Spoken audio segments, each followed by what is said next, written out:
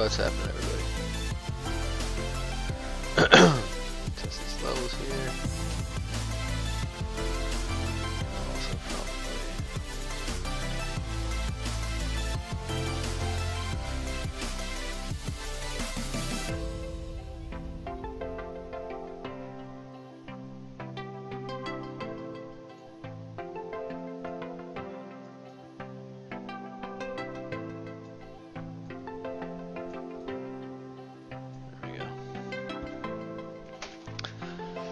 What's up, Aspie, Vectoride, how you guys doing?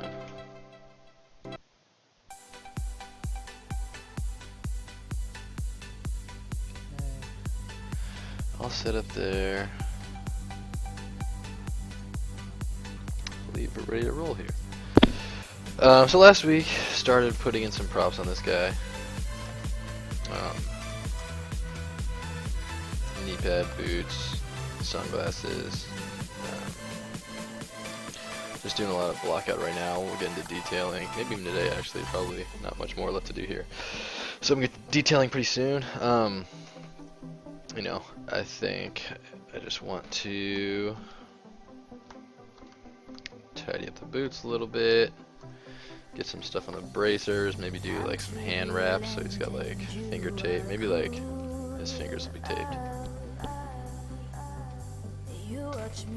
Yeah, let's see how much of that we can get to today. But I don't care, 'cause you do like me, We lose it all and we'll be free. We lose it. I actually looked at a bit of reference for the boots. I don't like that aggressive heel. It makes sense for the other wrestling boots, but I think for the less traditional, more modern wrestling boots, they tend to be a little bit flat based on the reference I was looking at. So we'll keep a little bit of that, but I'm gonna get rid of that arch. Most of these guys are rocking flat boots these days.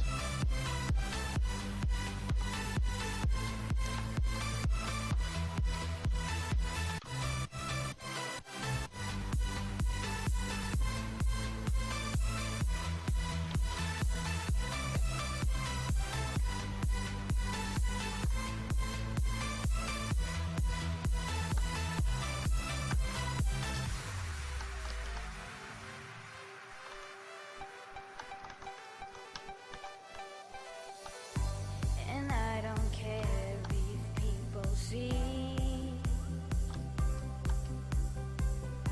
Oh, go ahead and judge me. I'm gonna dance all through the night and carry on into the morning light. I don't care who sees. My time is now, so I'll be free. Polishing out a little bit of that extra Gia there.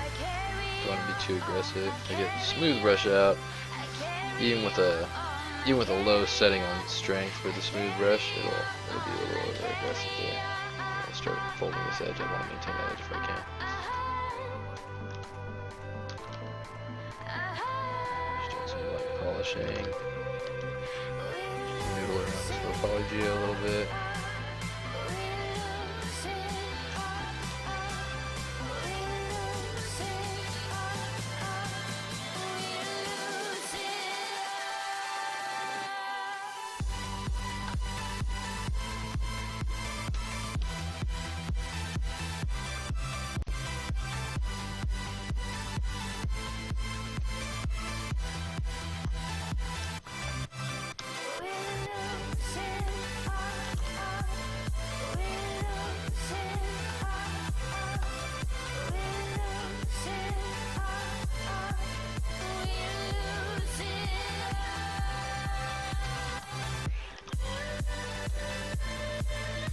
Still trying to get the hang of this bigger monitor. Actually, I kind of feel like it's too big, to be honest, which is such a champagne problem in the world of game art. But I find myself like, usually I keep my arm over here and I'm reaching my left keyboard, but it's actually a little too far away.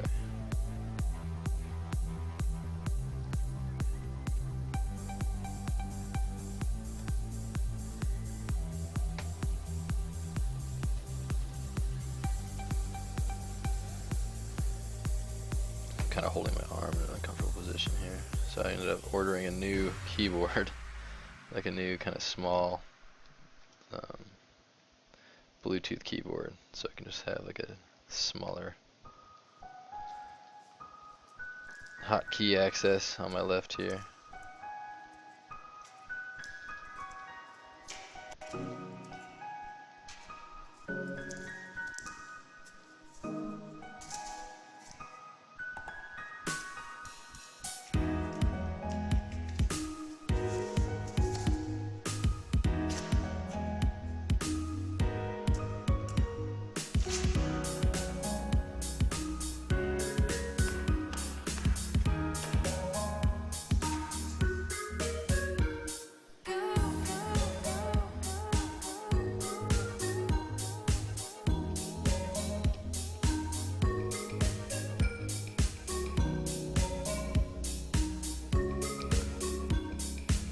Do this just to get a solid baseline.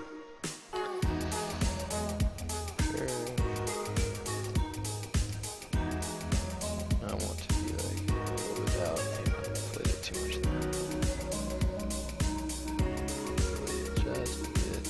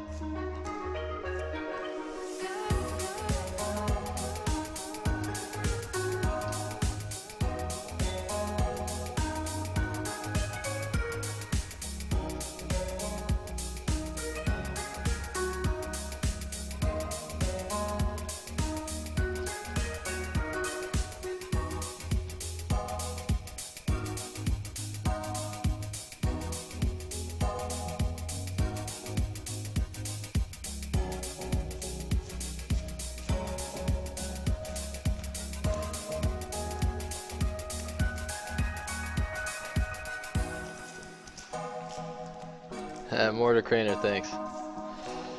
Yeah, it's I'm still working with it. It's a new monitor, so I'm still trying to see if this is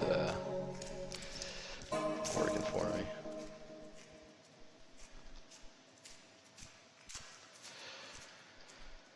Okay, I think it's enough noodling with that boot for now. I think it'll be fine. So for the knee pads, they would have like little trim on the actual pad section, but then they would also have like a sort of an underlying thread that I'm going to make as well. So like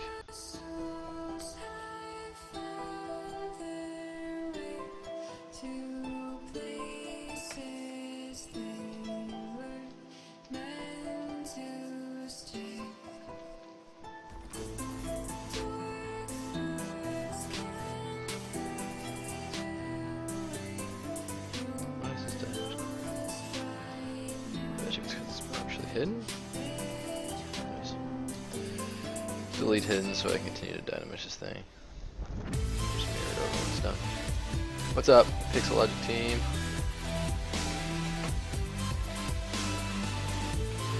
Yeah, a lot of the restart prompts, especially if it like crashes on you. It's like go through all the prompts again for the masking brush, the smooth brush, the click curve brushes.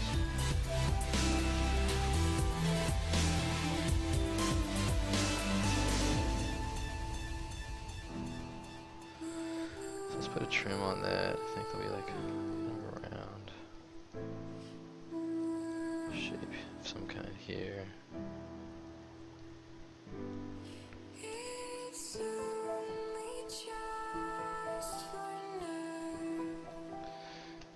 Probably just grab a little extract off of this.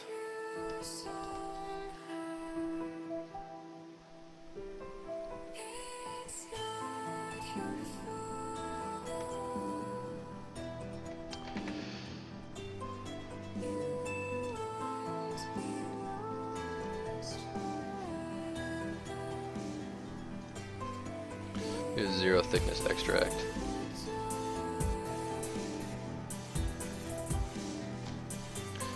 Except, of course, I can't reach my down button.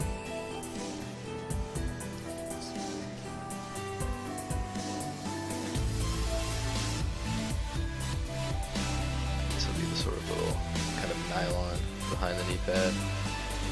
Just close holes. This down pretty low. So keep groups, no adapt, size. Let's try that out.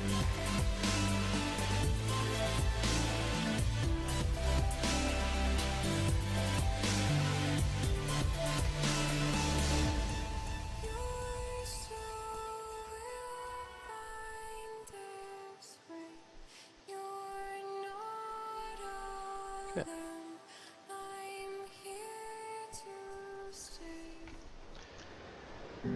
And the keep groups button will hold the form on the edges there, which is what I want. I don't mind if this gets smoothed out across the knee in that sort of shape. It doesn't bother me so much. One, I can project it back, but two, because it is a nylon, it's going to be a little bit more folded. Oh, Marcos Vega, what's up?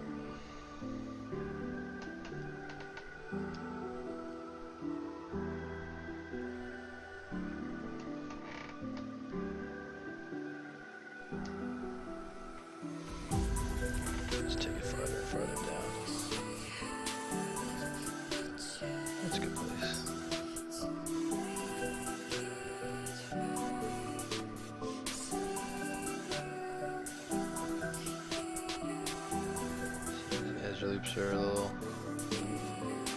necessary. Close those out.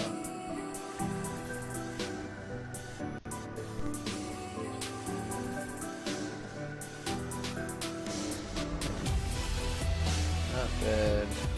They're basically gonna work. There you go.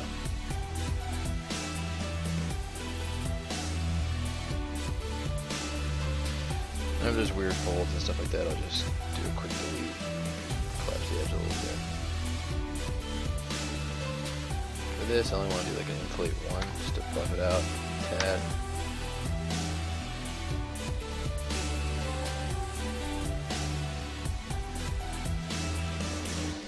Always got to do a little repeat active.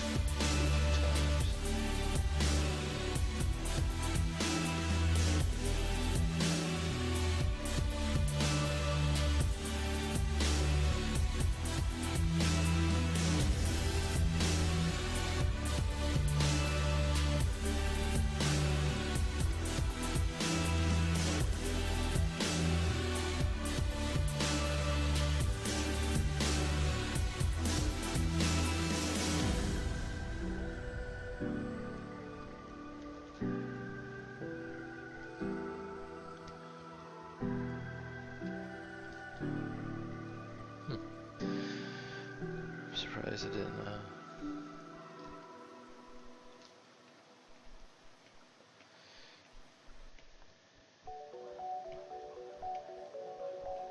Guess something with the lower geo.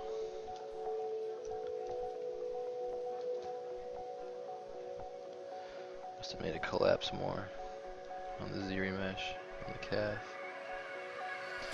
but that doesn't matter so much. Just paint up the parts I care about. Damp standard, the parts I don't, right back down. Just smooth them back in. Especially with deformation, you got to be careful when you have edges that play this close to each other. Because as you can imagine, as soon as you have like bones manipulating this geo, real quick you start having issues.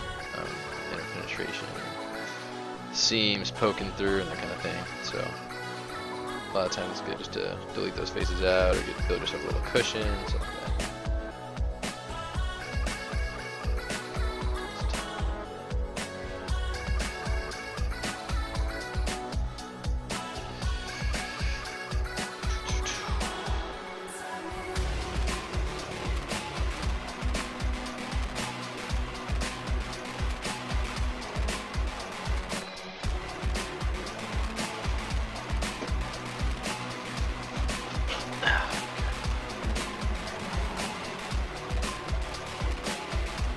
Music a little bit too loud.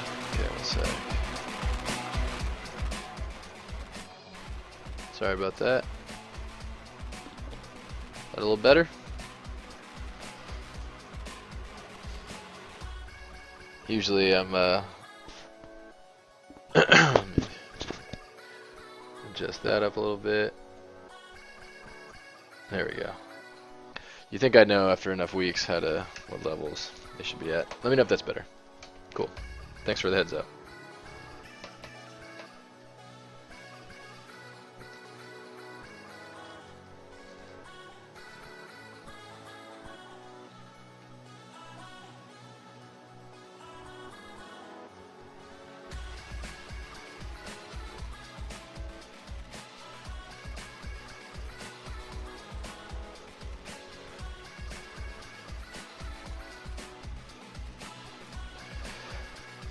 Resolution here.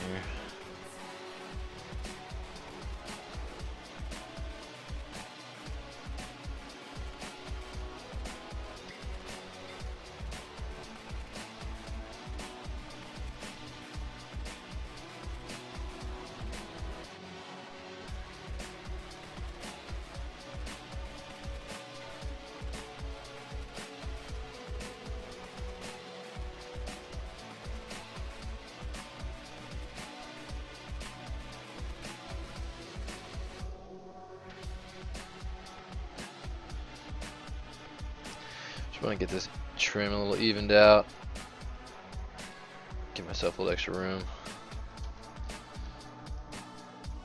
It is important that when you're modeling clothing that you keep the form on top of you know, a reasonable body. Like every time I've ever just said, oh, I'll just guess where the clothes would be. I don't need to do the body underneath. They're going to be covering clothes anyway. I always find myself trying to make the clothes look right without the support structure below it. I start making some poor assumptions, things like that start happening. Yeah, sure. Mortar craner. I like to do both. Like for humans, I like to put the perspective on when I'm you know, zooming out and checking a flat render and, you know, checking thumbnails and stuff like that. I like to have perspective on. But when I'm just sculpting, I often like to, when I'm doing things that are for one, symmetrical, I'm usually taking a peek at the sphere and the cylinders that kind of encompass a shape. So I just think as I'm analyzing it, when I'm working in the round and I'm checking all the angles, even though it's doesn't have perspective distortion as our eyeballs would do,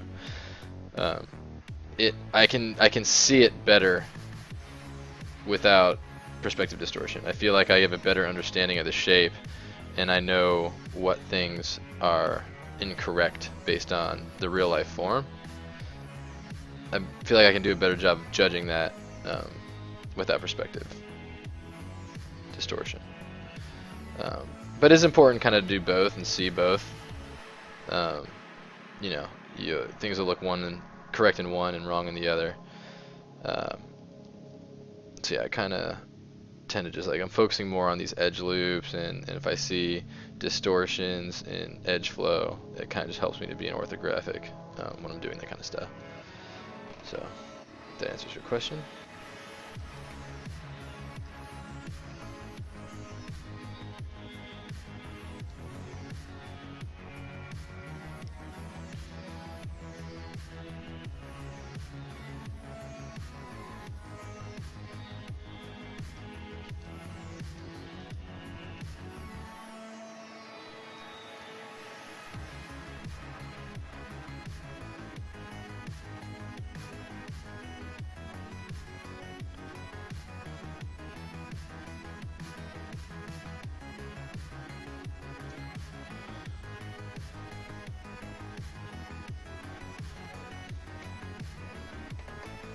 What's up, Lance?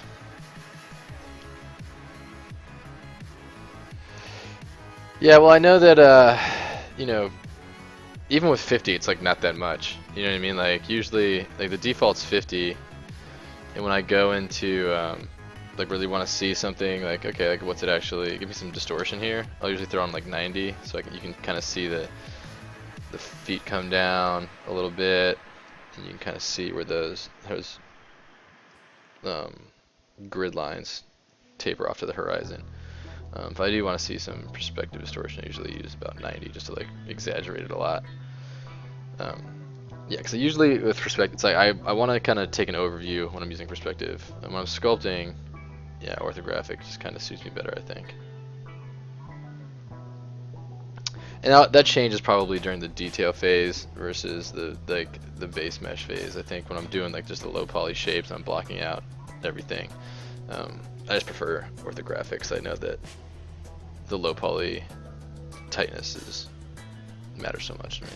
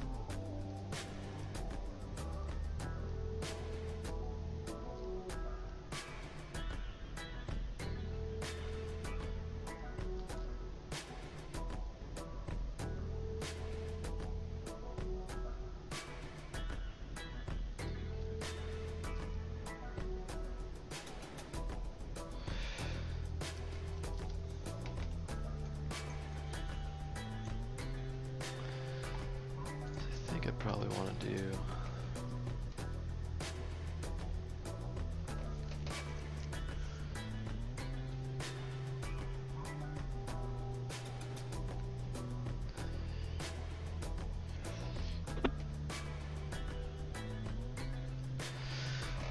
I'm gonna probably build in like a nice big crease poly groups.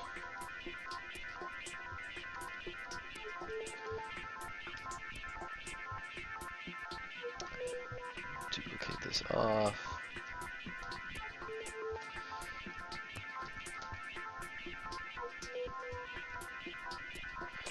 Start building some like shin guard padding into it so it has like a nice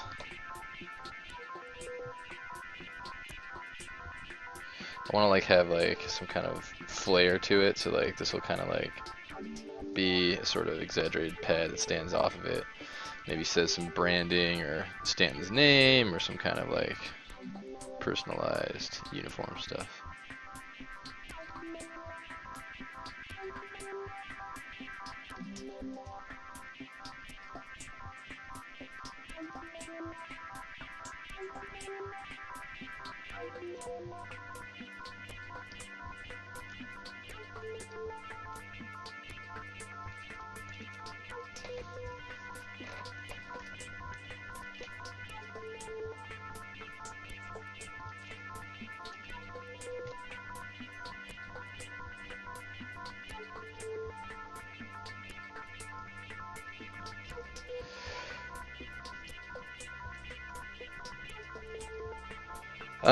So for this, I used an insert mesh brush that I have for the tassels.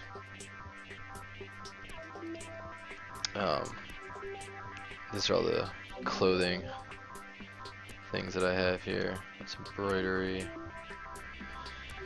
Where did I find that pattern? Of course it wouldn't be part of my... Of course it wouldn't be in my clothing section. Yeah, without being able to dig through, it would take me a while to kind of dig through all this right now. So I won't bother. I won't bore the channel with that. multi-mesh. A pretty large kit here of just any kind of, if I see IMM that I find, oh, I might use for that. That might be useful one day. I tend to pick it up. So somewhere in here is a pattern like that. And then as you can see, I kind of like bubbled them out a little bit, and then I framed the mesh with a tube, and then just like frame the shape. And one thing to keep in mind as well is after I've done that, it's like, okay, well, you want that to project in game, because we have a cloth sim on those tassels. And so what I did after that was try to keep them as straight as I could, but obviously you can't get it perfectly straight. And then I just came through and did a quick chord of vertices, just vertices all around both sides, and made a very decently low poly couple straps that projected that detail right on, no problem, baked nice and clean.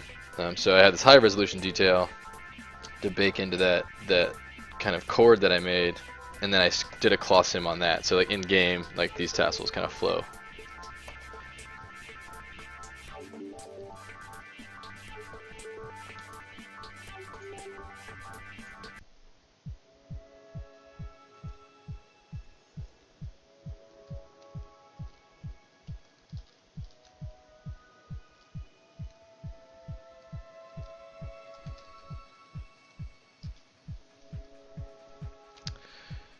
Edge loop mask border.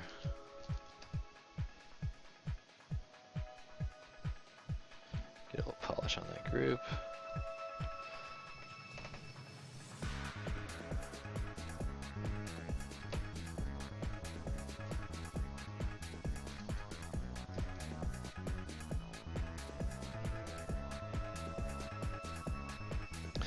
Just put some kind of like light cloth armor padding type stuff on here.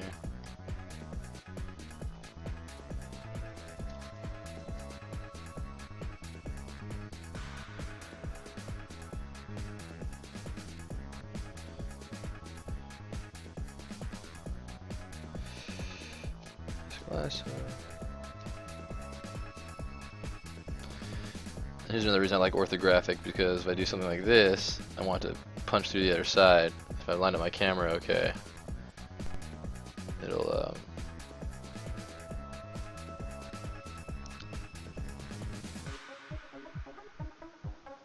not getting perspective distortion as it like reaches back into the distance.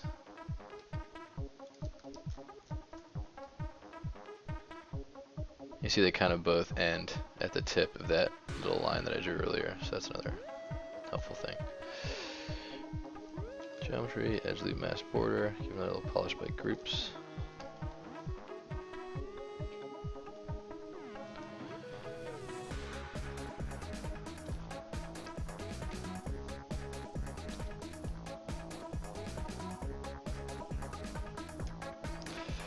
Hey, what's up, Mercado? I don't use 3ds Max, so hopefully someone else can help you out, but unfortunately, I'll not be very helpful.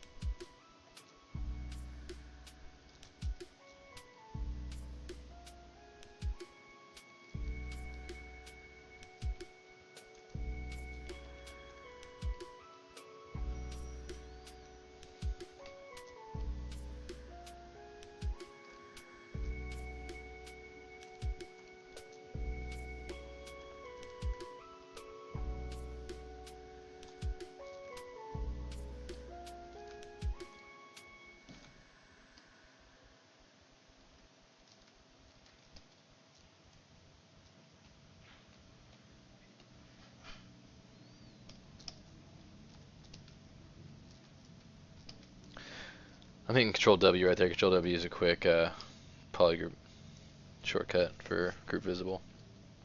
I believe that's what it's for, right? No, maybe something else. I don't see the shortcut pop up right there. So, what tablet am I using? I'm using, this is a brand new, so I'm still a little adjusting the size here, but it's a brand new Cintiq. It's the 22, 27, the bigger one. The new touch, not new, but like the Cintiq touch one, the bigger, the 2560 14 by 41. It's pretty sweet, but it's so damn big. I like struggle with it.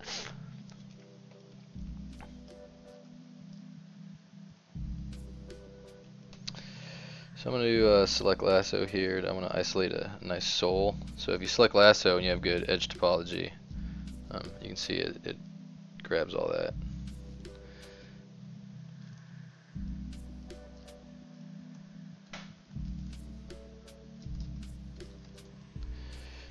Control Shift S will shrink visibility, but that's going to grab the other side too. I don't want to do that. It's going to grab the sole.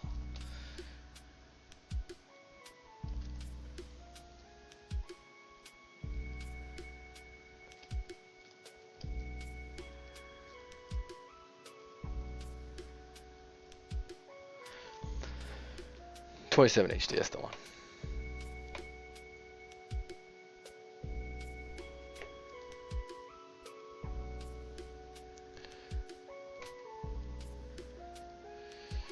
So basically you can imagine like these polygroups I want to make it kind of like just paneling and sort of brace that sort of stands up on top of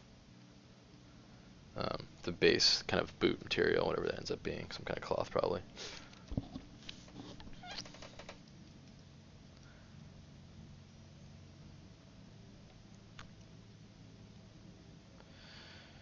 One thing I'm looking at is that I don't like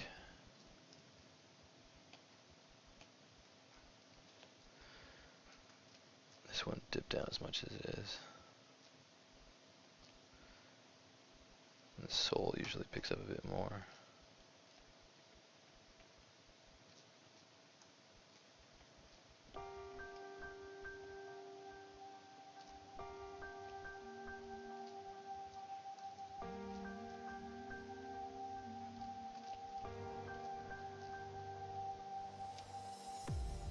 I'm so in love with you.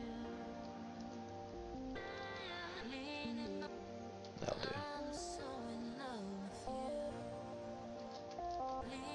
Love is dead. I'm so in love Seems mundane right now, but having good topology in these kind of areas helps, because as I start like breaking out loops in the future, and you know, I might not extract, but extrude those faces a little bit, it starts to help out a lot as I'm kind of building, stacking geometry on top of it.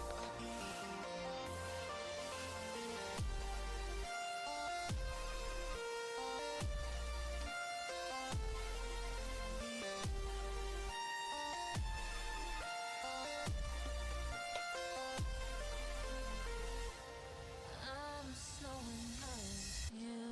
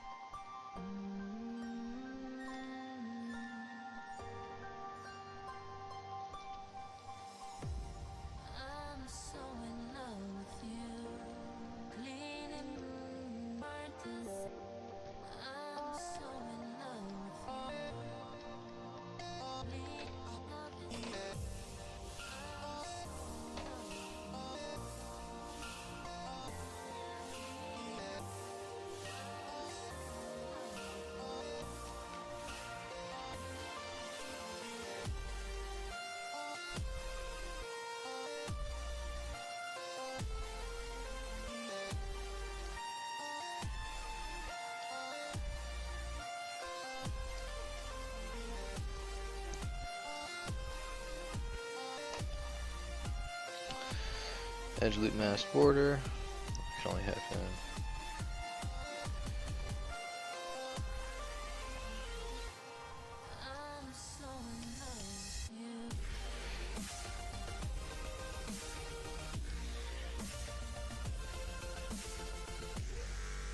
Yeah, I thought that would be a problem.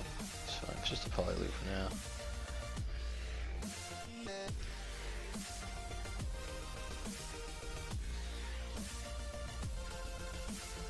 What's up, Kyle? How you doing? Welcome. Cool character you got there is for Disc Jam. Yes, it is. It is an alternate skin for one of our main characters. This is the sort of pro wrestler kind of skin that his native personality is. All the characters in the game have their like dressed up skins for the sport of Disc Jam, quote unquote sport. But this is like, they all also have like their kind of native personality sort of skins. This is Stan's sort of like glamour pro wrestler type.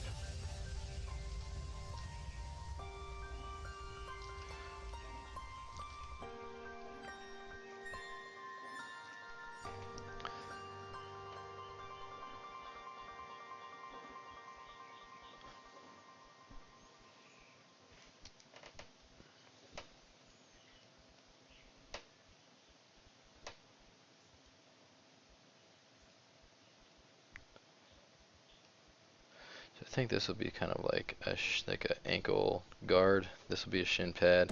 This ankle guard will have like buckles that strap it down, so it's just like no laces. It kind of just one of the strap-in types.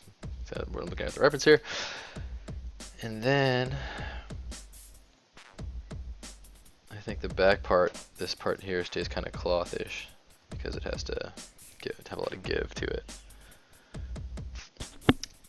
That's good. Then I'll do probably one more pad back here for the back of the calf. Later on, Whiskey.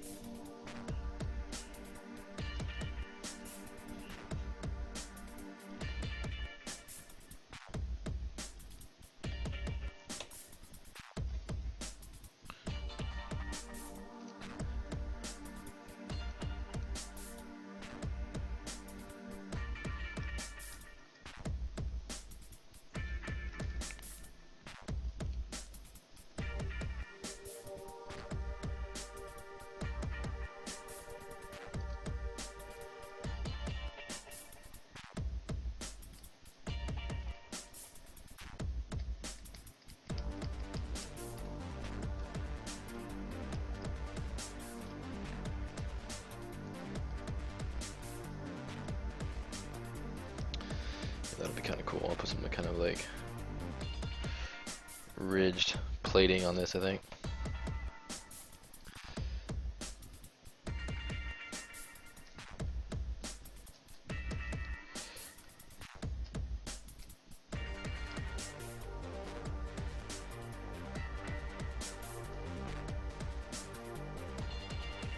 And all these little kind of like, when you do procedural things like I'm doing, like polishing by the edge, like you get like these little kind of ridges as it tries to make sense of your mask. Those are all really easy to correct once you extract this geo and start modeling it with a little bit more low poly. As long as it's basically just like really helpful to get an idea of how it's gonna look now, and then like paint the shapes when you have plenty of resolution, and then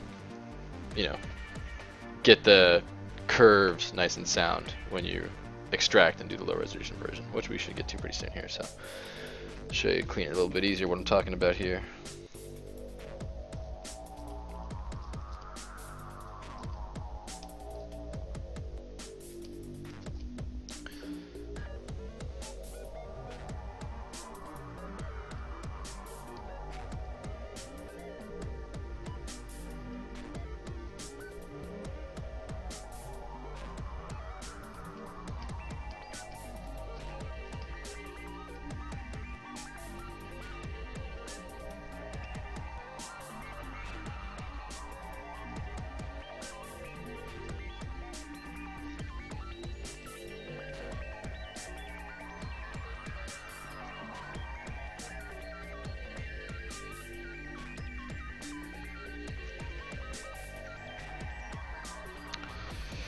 And I think this type of thing makes sense on the outside of the boot only. I think what'll happen is like, it'll be like the kind of place where I'm trying to like picture if I had snowboard boots on. Yeah, I think the straps would be right there. I think the inside part will just, let me redo that because I'll do that shape on the opposite side. And the inside part will just be kind of design and less function.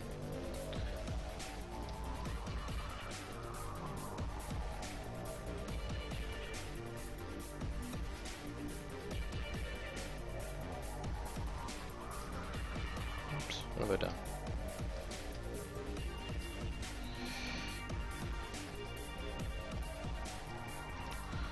Plus that kind of shape sort of works with the movement of the shoe there.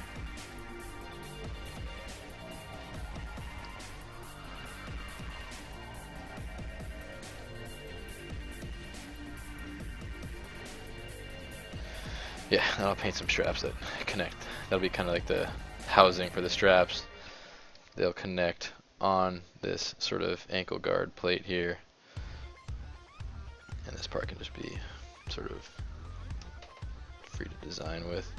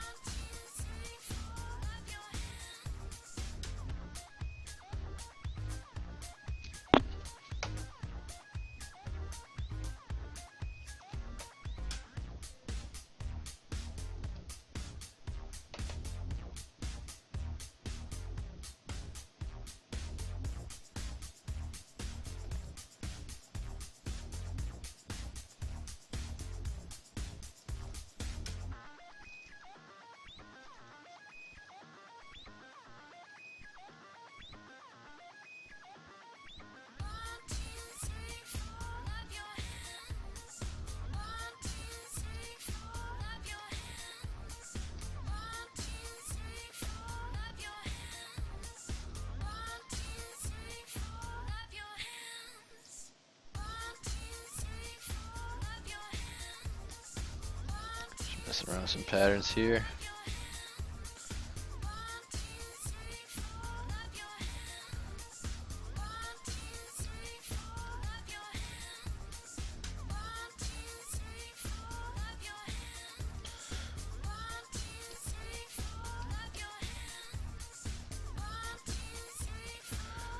This might work.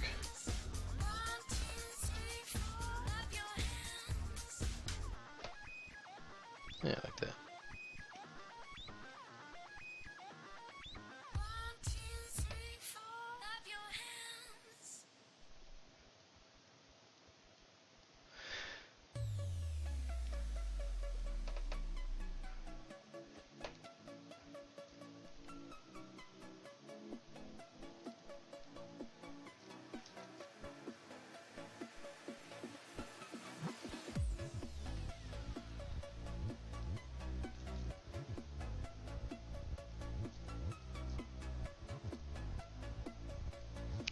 Throw a little sticker of branding on the heel there.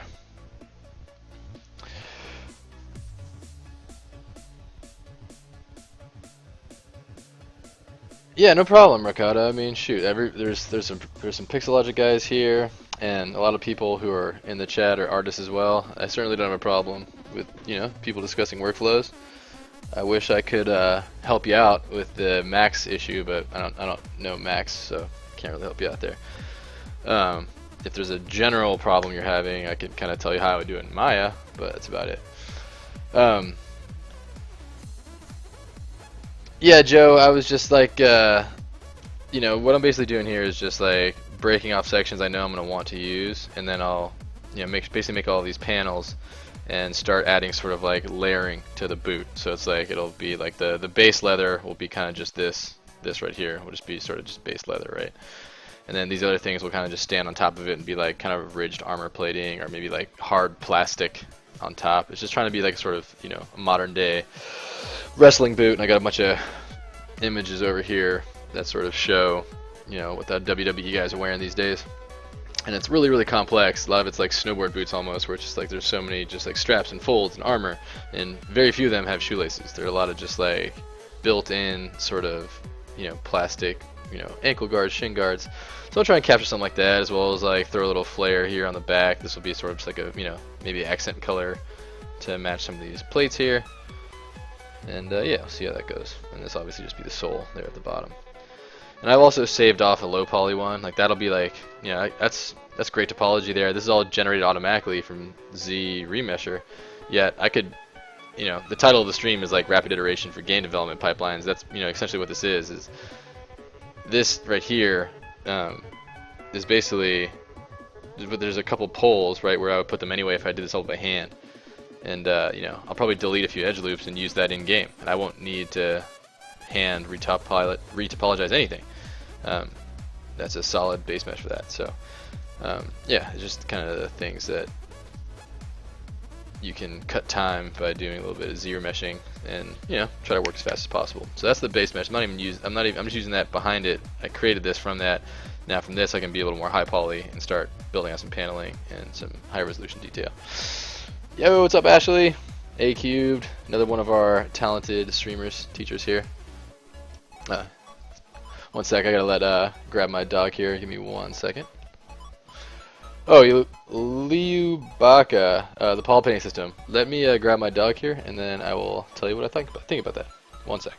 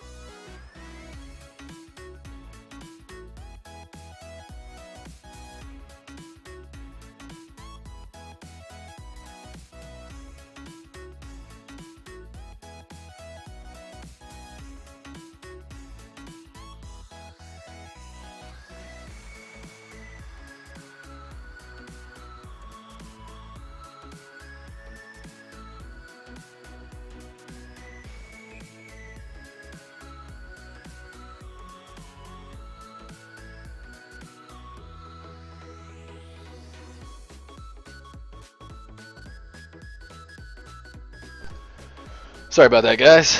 My dog is a basset hound, and we live in an apartment with stairs, and he has trouble with the stairs, so he just goes to the top of the stairs and starts clawing at the door and waits for me to come get him. It's adorable.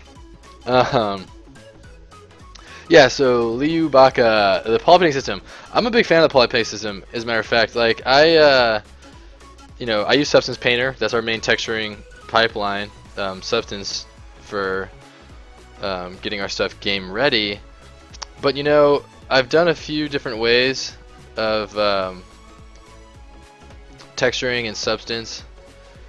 and in ZBrush, and I'm just a lot happier with the results I can achieve in ZBrush.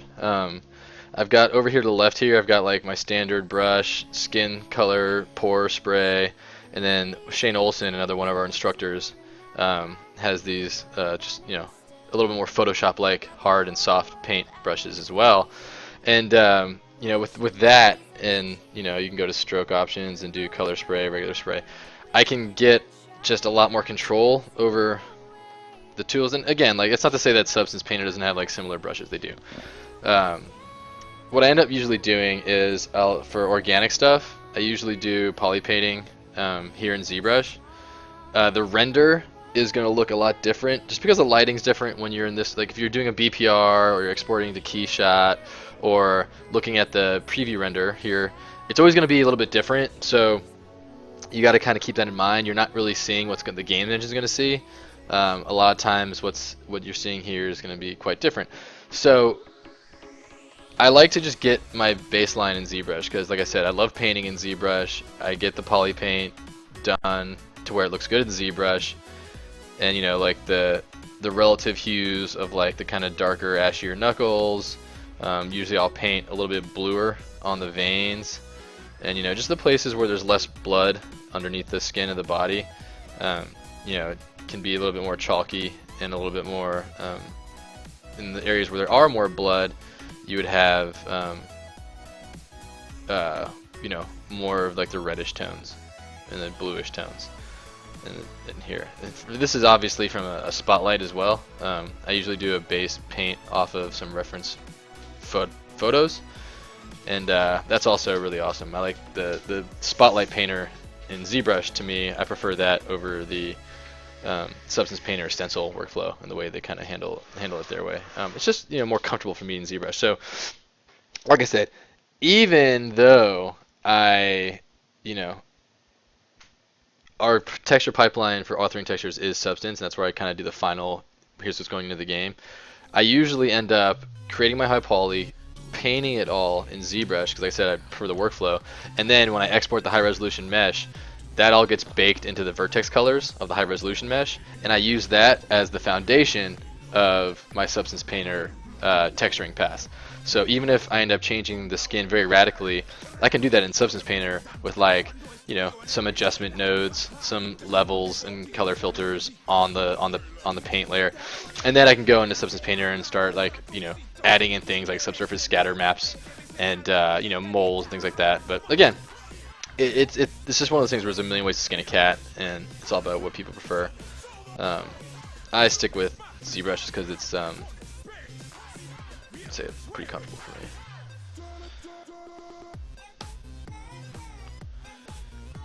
Okay.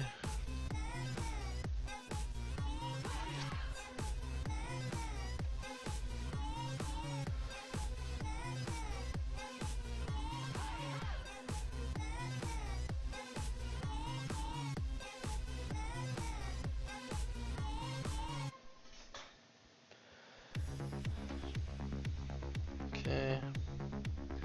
I think I basically have the basic design of the boots done. I think that's exactly what I'm going to roll with, so I can start pulling these off.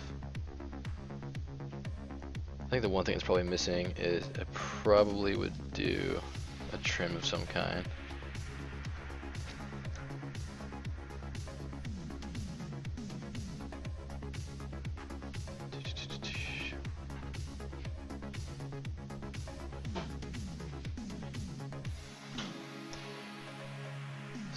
Lasso.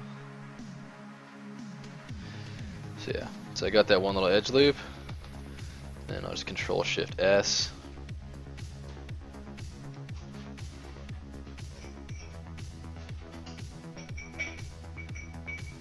So isolate that there.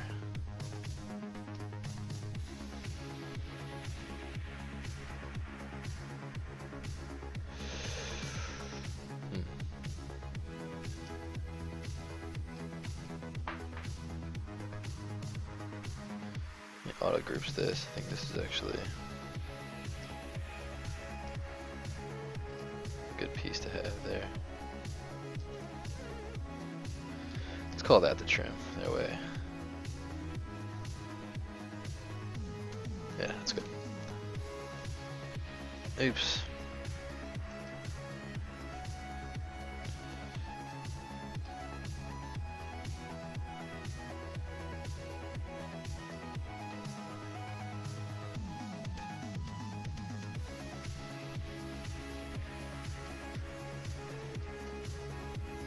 Wanted to back it off that topping a little bit. Yeah, thank you. Thanks.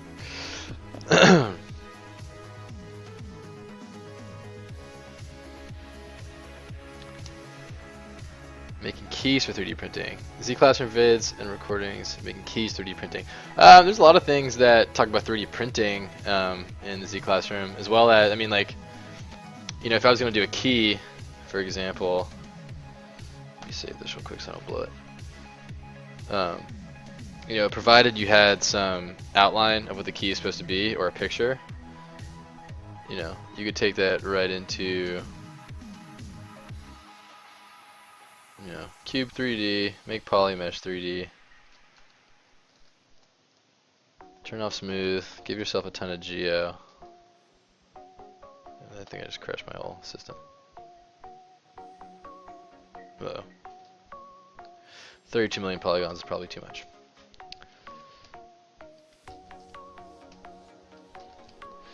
But yeah, what you can do, and I'll just demonstrate with like the lazy mask, like you can have an alpha set, and that alpha, you know, will draw out. If you have an alpha that's a key, say this is a key, right? There's a good start, and then you have that there.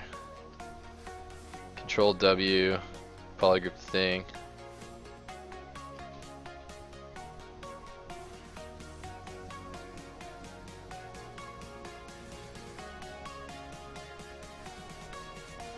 This is all going inverted, obviously. Delete hidden.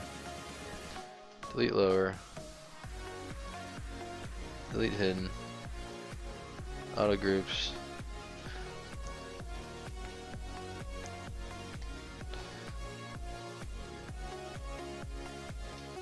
That's a pretty nice place to start, right?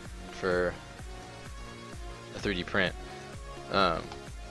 Then you can, of course, take the Q mesh.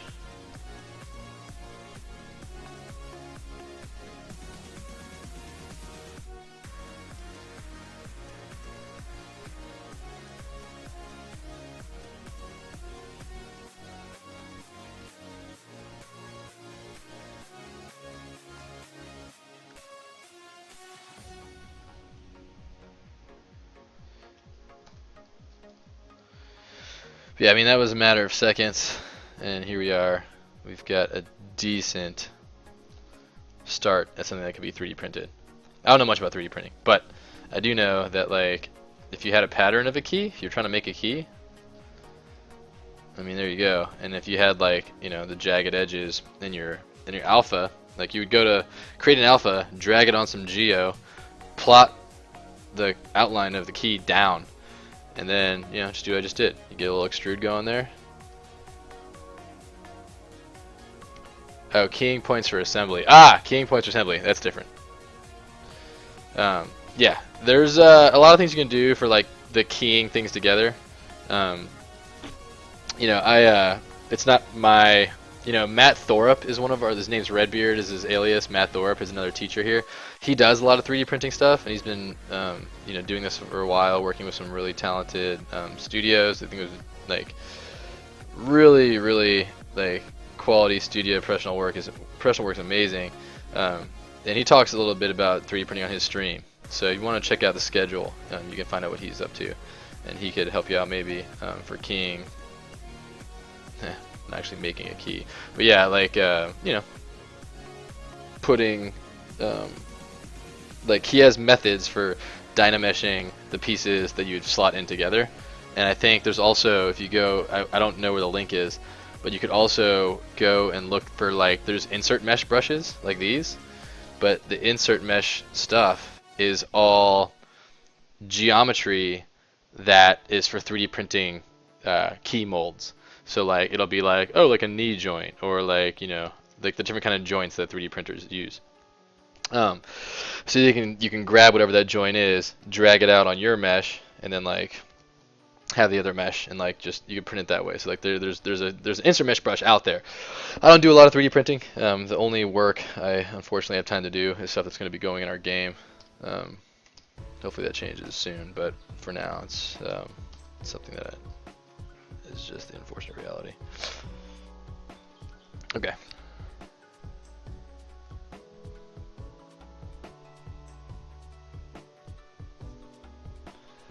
And yeah, I mean, you know, Mesh Fusion and Fusion 360, those are all like, you know, industry standard for manufacturing of, you know, laser cut precise type things.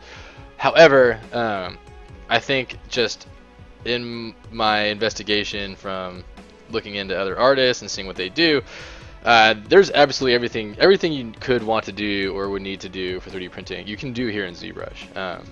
That's something that that's been confirmed by the people who've been using ZBrush to do exactly that. So, yeah, Jim Hine, there is only 2 of us. It is exhausting, but it is very rewarding. What's up, Reginator? Yeah, it's a ton of work, and you know, when there's everything in production falls down to 2 people, it's pretty tiresome. But it's been a lot of fun, and the game's doing well, and so I mean, it's our first game as a 2-person studio. I think it's like our 17th game as in total. But you know what? I don't like how offset that is. I could probably correct that. Yeah, I'll correct all this later. After I extrude these meshes, I can fix the things that I'm now noticing I don't like. But yeah, you know, having it just be the 2 of us can be very, very difficult. But at the same time, it's like so much fun.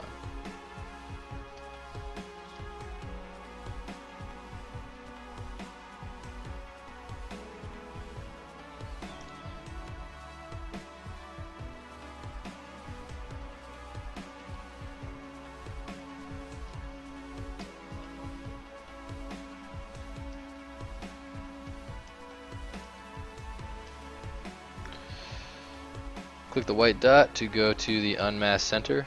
That's just gonna put it right there. Actually, you know what? I don't know if I want to inflate, but let's try it. I don't think I do.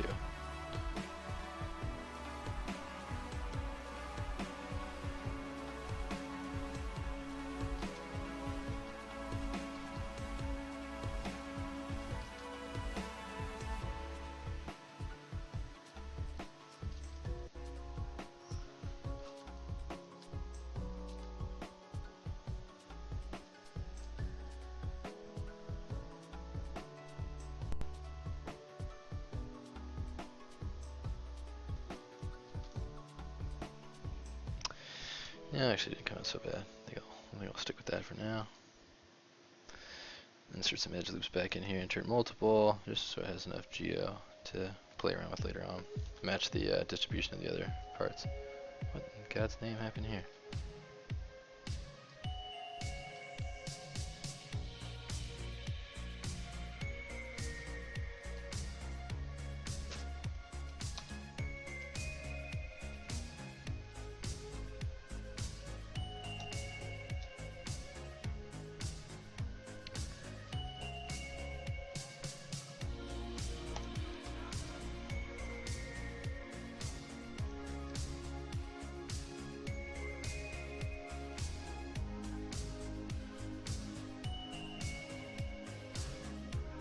Why on earth is this happening?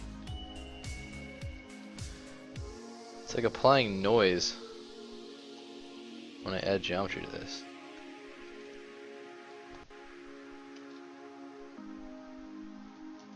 Only when I add multiple. Any of you ZBrush guys seeing that? If I add multiple edge loops,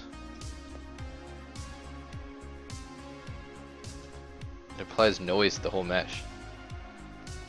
If I add a single edge loop, it does not do it. That's very strange. I've never seen that before. Maybe if the Pixelogic guy can review that tape, send it to the right people, but that seems strange. Specify deflation, spline, interactive resolution. If I do specify resolution? No, that's so weird.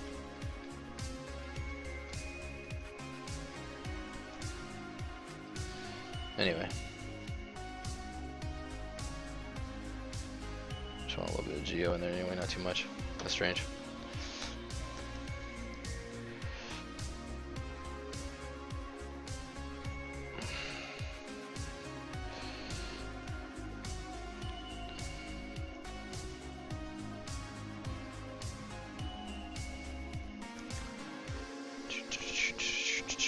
Alright, added that.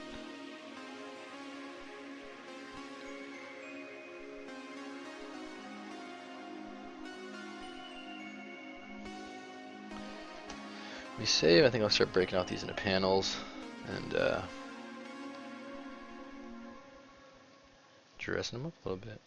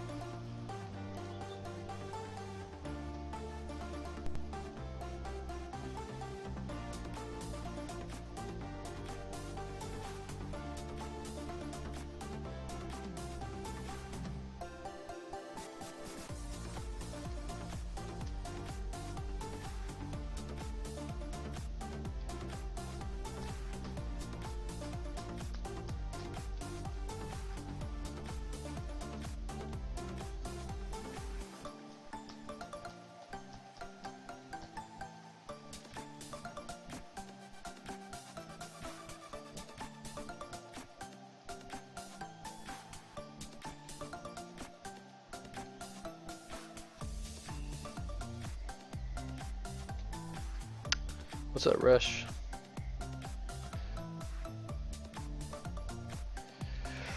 I didn't, that's the benefits of being a two-man team with no producer. I don't set myself to have any deadlines. I don't, you know, typically I give myself like day of the week deadlines. But for the stuff I'm doing on stream, this is all for content that we're going to be releasing pretty soon here. And because I do a lot of talking and a lot of demonstrating, and I don't really work as fast when I'm streaming, during this time I typically don't focus on deadlines. You know, I try to get what I can done during the week, and then or during the stream, and then, you know, I'll just keep coming back to this piece for the stream, and if it needs to go into the game a little bit faster, I'll knock it out offline. But for now, you know, it's just you know, it's like one of those things where I swear every angle I look at this boot, I want to like change it. I don't really give myself a deadline for it, so.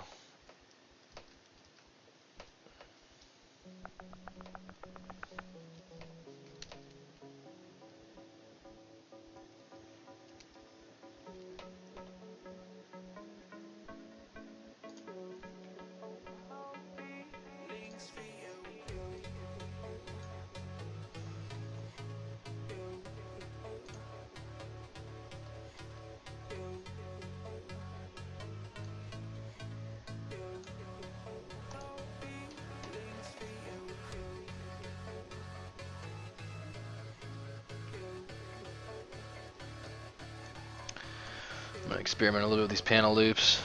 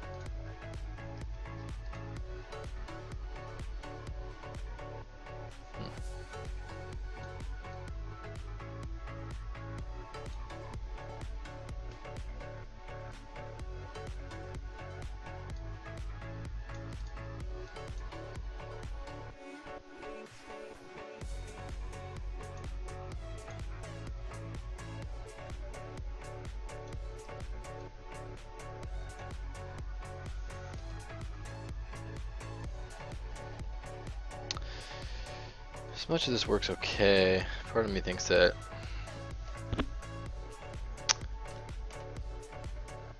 channel loops are good, but I think I prefer to do my other workflow, which is, so I can show you in a second here.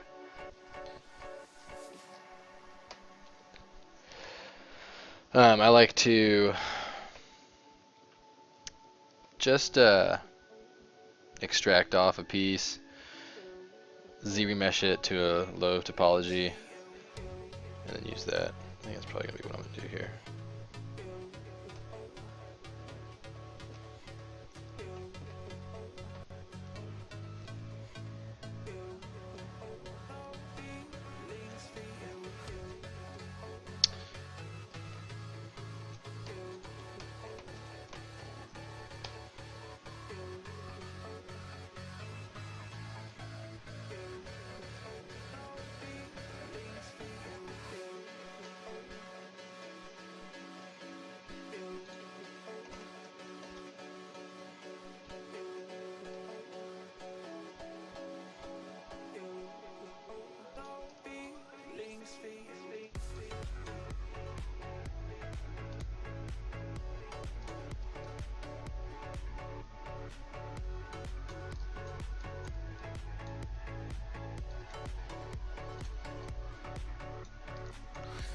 That's kind of nice geo to have, though.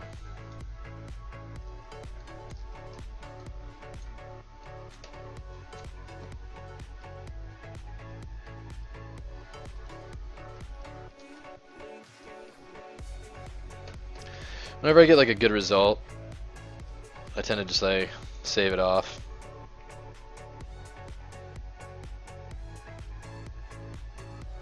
Probably delete that one. Then I'll go back to the original. Just have a few options.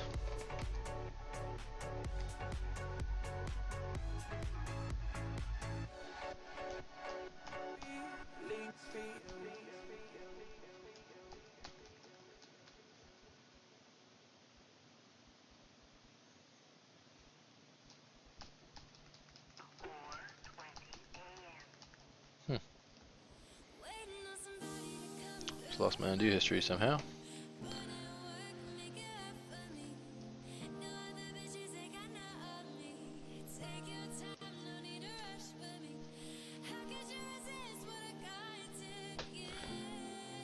What's up, Olograph? Alright, Lubaka, thanks for stopping by. Alright, so that's that. Now I'm going to go through and do the other method I like. I think this will be better for what my goals are here. Duplicate that off.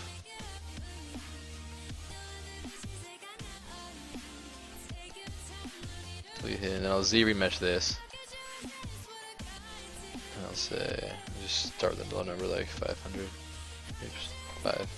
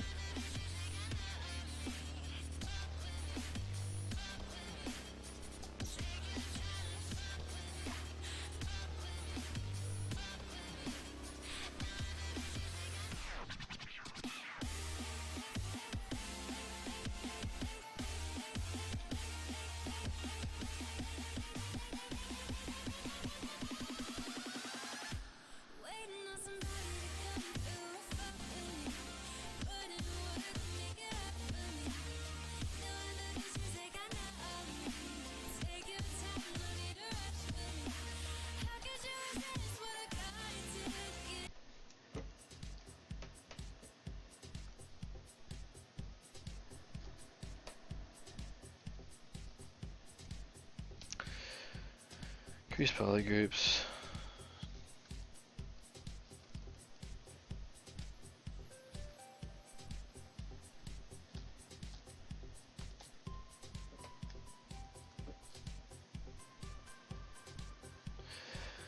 That leaves us with like decent little plates and very little geometry. Then because it's such a little geometry, I can come in and just like, you know, futz around with it a little bit. And it's really easy to manipulate low resolution geometry versus high, because you don't have that like complex fall off and all those extra verts getting in the way. So as far as like, it's similar to a panel loop in that it's just a panel, but now it's like in a much more manageable place. And I can control the bevel as I see fit, and I can just start painting it. So I'll put these like, you know, sort of, you know, panels all over, throw some stitches and some different material on there, paint some kind of cloth foldiness on the boot itself.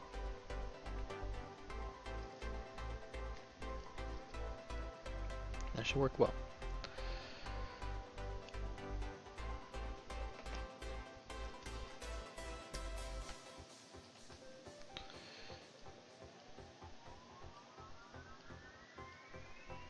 I can already tell like that's not far enough, but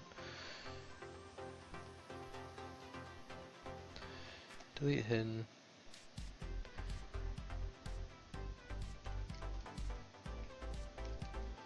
I do myself a favor here and set the ZRemesher as I want it. 0.5. Adapt on. Okay.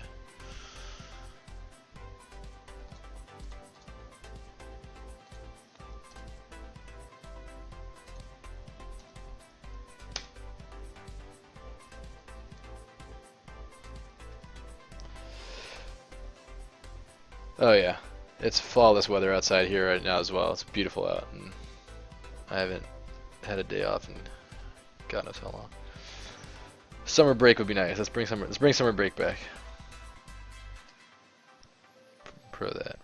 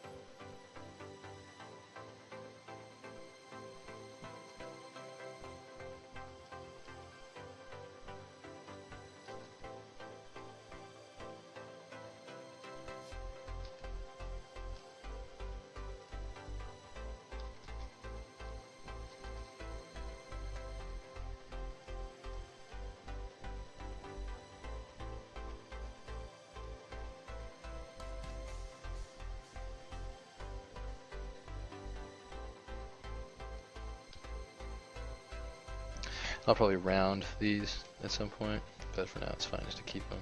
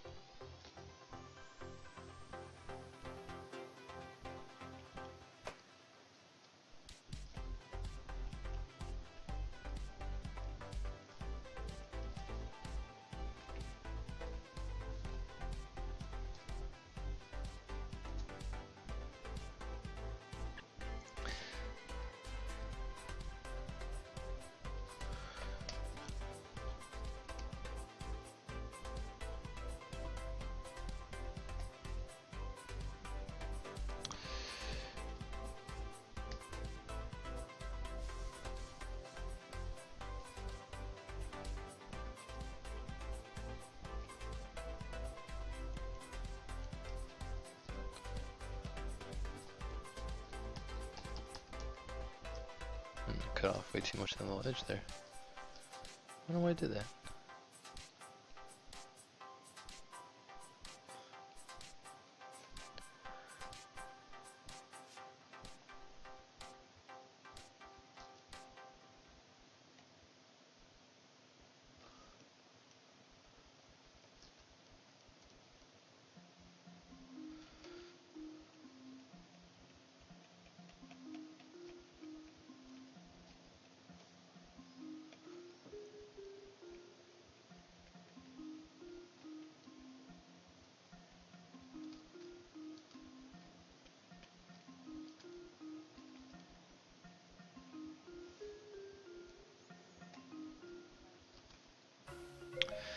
It does not think that that edge deserves topology, but it's enough there.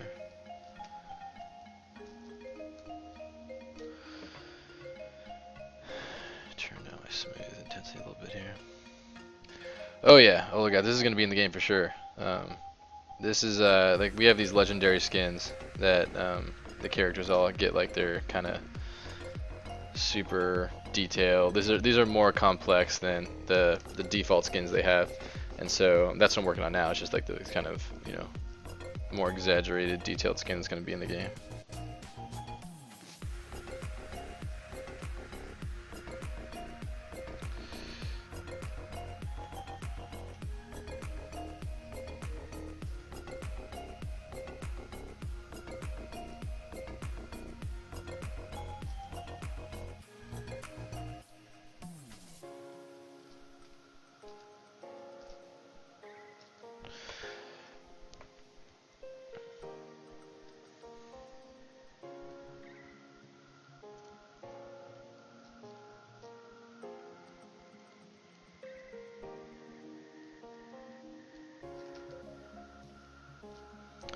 So yeah, like things like this that like are obviously a little bit off.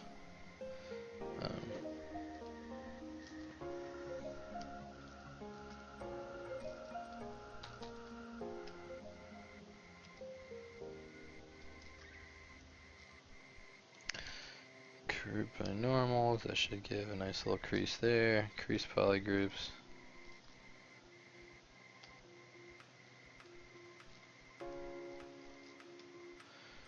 Just smooths everything out a little bit easier.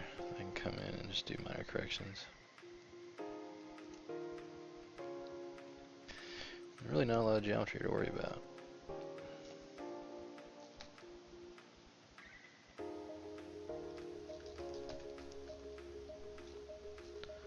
So if I just delete that, it's probably fine. Yeah, that did it. Ah.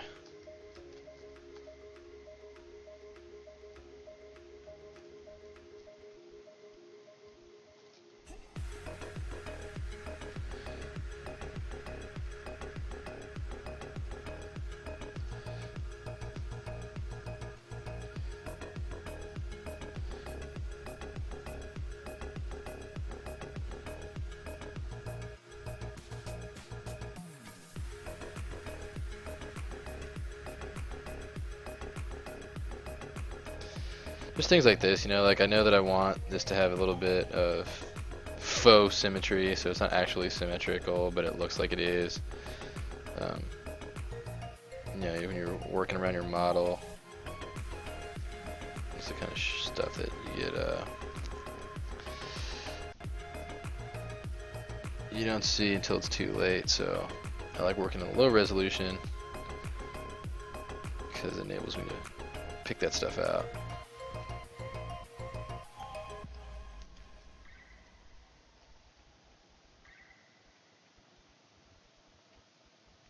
And what I'll end up doing is, you know, the way these soles meet in with, you know, in typical like sneakers and boots and stuff like this, they usually kind of tuck in and even create some kind of like, sometimes they'll create like little, even if it's like tough leather, there'll be, you know, you'll see like seams and like little like kind of, if I give myself some geometry to work with, you'll see like, you know, just some of this stuff like where it's like,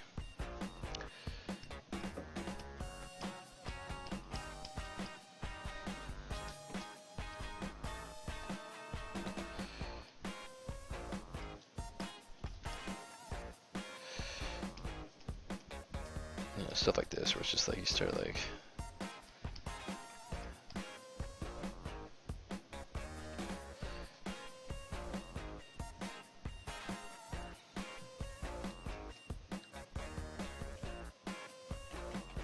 you know, and they like basically like the hard letters that kind of tuck into there, and then, you know, cut that all out, give a nice little like under tuck, and then if I throw a stitch brush around the thing, then all of a sudden it looks like a little sort of leathery patch, you know, that tucks into the sole of the boot when it was manufactured. That's kind of like what it'll end up being.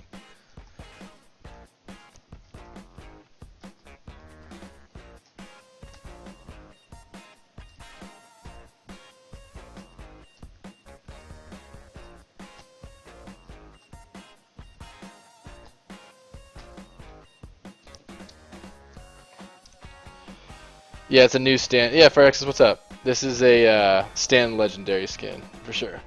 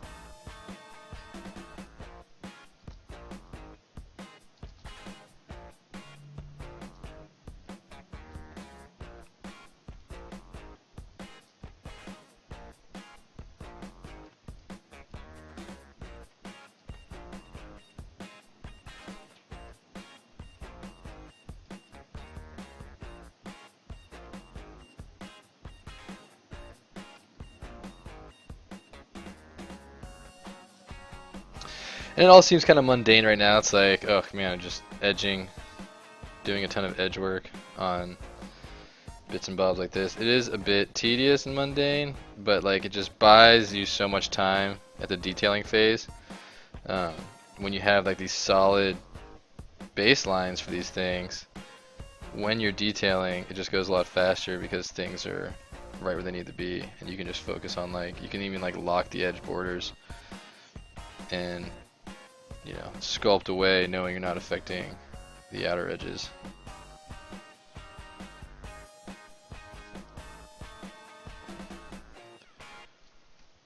So yeah, like I didn't like the original mask I painted, so just doing the adjustments here in low poly is going to make this look a lot more dynamic, a lot cooler, and be a little bit better design.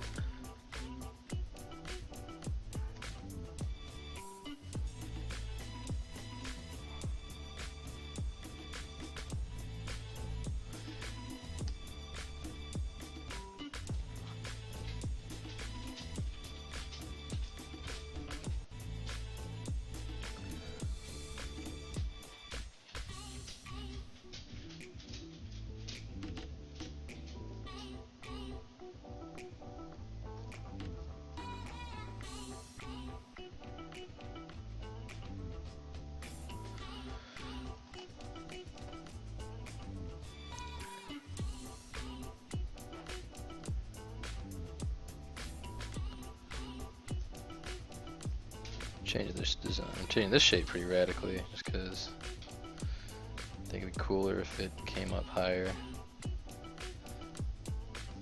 Maybe even like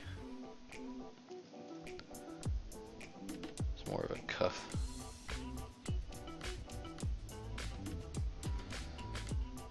Trying to eyeball the symmetry there. You could also do a local mirror and weld. That actually might be the ticket right now. We go to local symmetry, mirror and weld X. It's gonna be a problem, I think, because of how it's facing.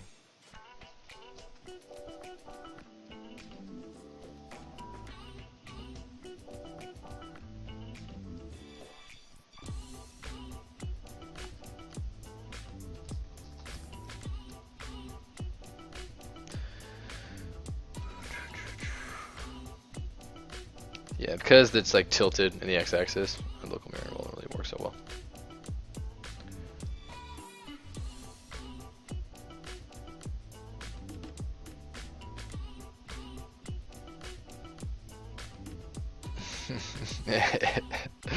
Yeah, quite edgy. This is the edgiest stream.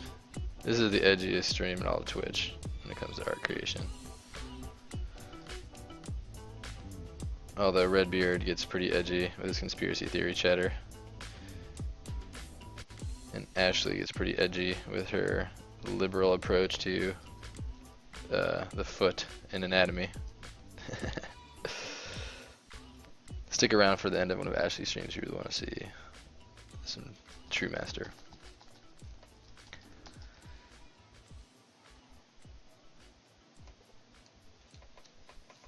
How am I doing that extraction? That's just so if you weren't here for the beginning of the stream, I'll do a quick 2-second run through. Like I kind of masked out the areas I knew I wanted to have as sort of plating. I'll duplicate off the mesh, and then isolate the face I want to extract, which is just the stuff that's like all nice and polished. Did some quick polish by groups to round out the sort of geo there. Delete hidden. Now I have just this plane here, and then I'll do a ZRemesh to try and like get some lower resolution geometry, but still maintain the shape a little bit.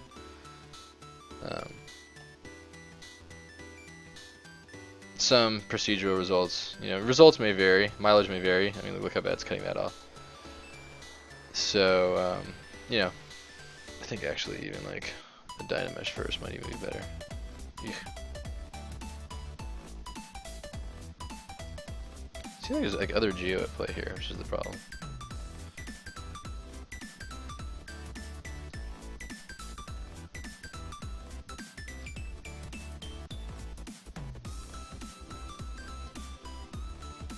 It's doing it again, look at that. It's doing like this noise. It's like applying noise all over everything.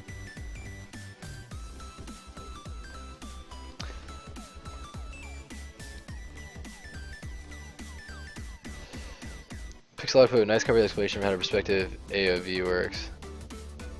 Yeah, there's like the Ask ZBrush on the AOV, which is super helpful.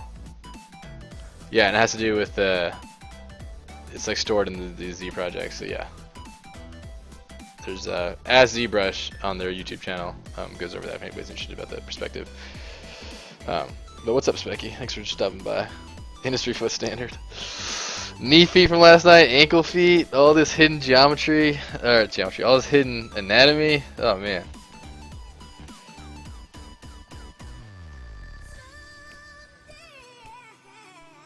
Unbelievable. I'm so surprised it was doing this.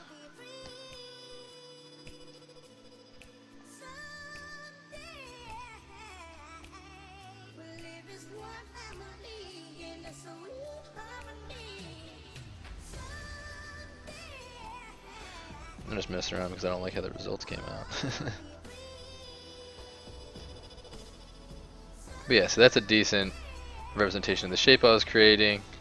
I'll keep reducing it by half till I get like, you know, 400 points or so. That's a better bit of geometry. That works okay. And then I'll just Q-mesh polygroup to get some thickness. I'll probably shrink it down.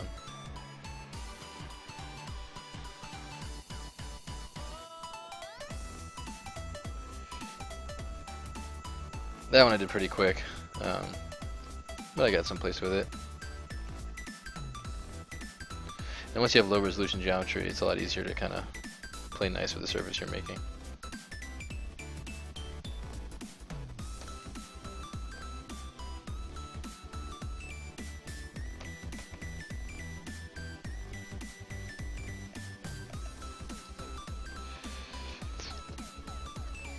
Crease polygroups. Polish by groups. I don't mind this gets rounded off too much. Like knowing when to do like procedural solutions, i.e. like polishing all of your geo by group and by edges. When to do ZRemesher to generate edge flow based on your mask. All that stuff, it just comes with time. A lot of times you'll see me on the stream fighting with it a little bit, wrestling with it a little bit. But I think overall, like the more comfortable I get with it, just the faster I get, and that's the key, just to like get a good result. Don't sacrifice the quality while adding speed to your flow. So yeah, hopefully that little bit there. Keeping the same song. This is like an hour long doodad. Let me leave this on for a while. It's like an hour long royalty-free mix. Let's see how this one how far this one takes us. Let's get back to this monstrosity.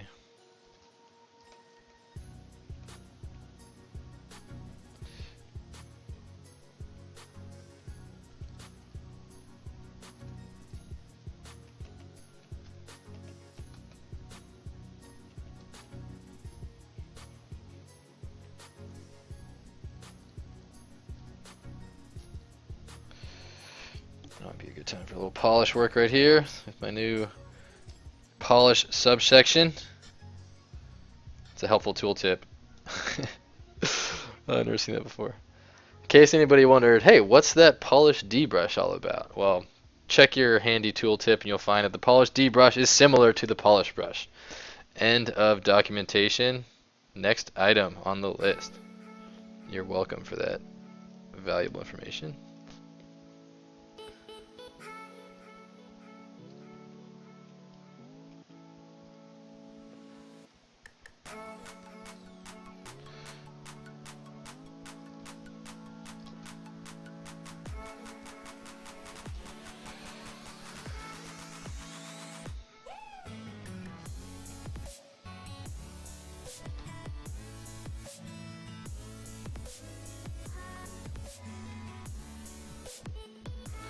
Basically just tightening up just a little bit without getting too heavy-handed with it.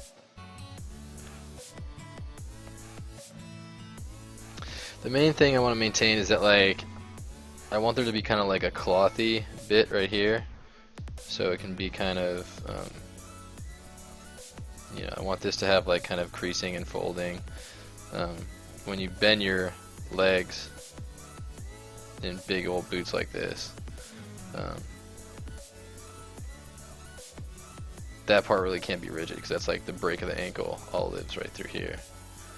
So I want this to be kind of cloth-like, and I want the plating to sort of be around that, so it'll be kind of have like a hard plastic feel. So that's what I'm trying to do with this bit right here.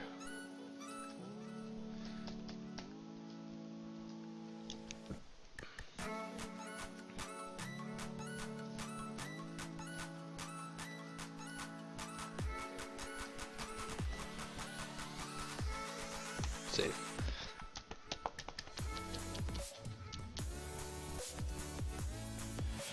What kind of hardware do I use? You know, I friggin' built this PC a while ago, but it's pretty heavy. I built like a pretty powerful PC, it was a while back.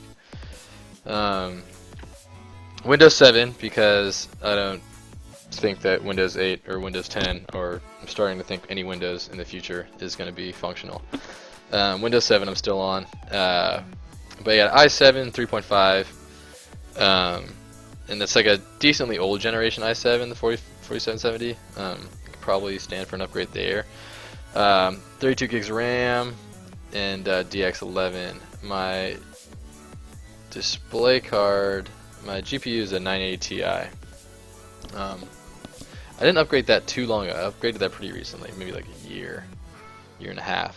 I could probably stand to do with another one of those, just because the new one's 1080 is pretty boss, and I could cycle this one to my TV PC and get my VR situated over there. But yeah, so I don't know if that maybe that's helpful. But yeah, I mean, another thing to keep in mind too is that I have 3 monitors. This one's, my left monitor is 2560 by 1600.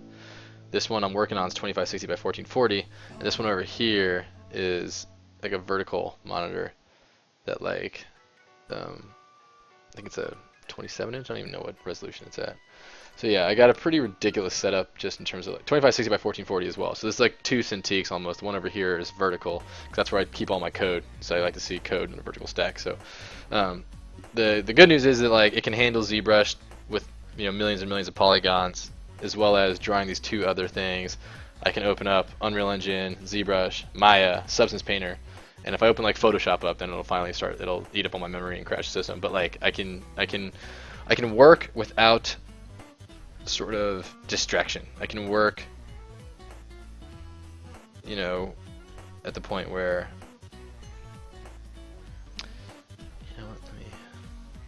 I can work without worrying about my machine, and like that's the thing. It's like I just don't have to think about performance because I generally like everything is just working for me. So that's important because like that can get tough if you're trying to get the job done and the system performance getting in your way. And not, I mean, like again, it's like it's not cheap to build that crap. So I'm definitely aware, like sympathetic to that problem. It's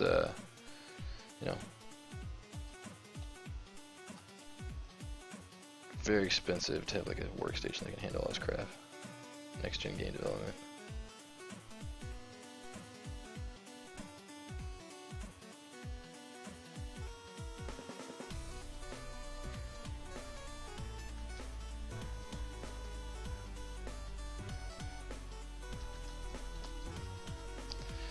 Just noticing I don't like.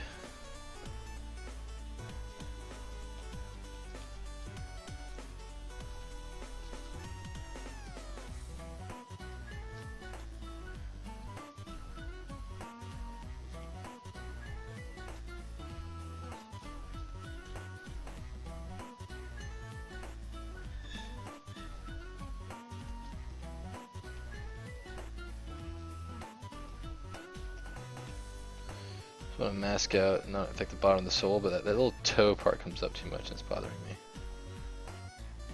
So I'll straighten that out.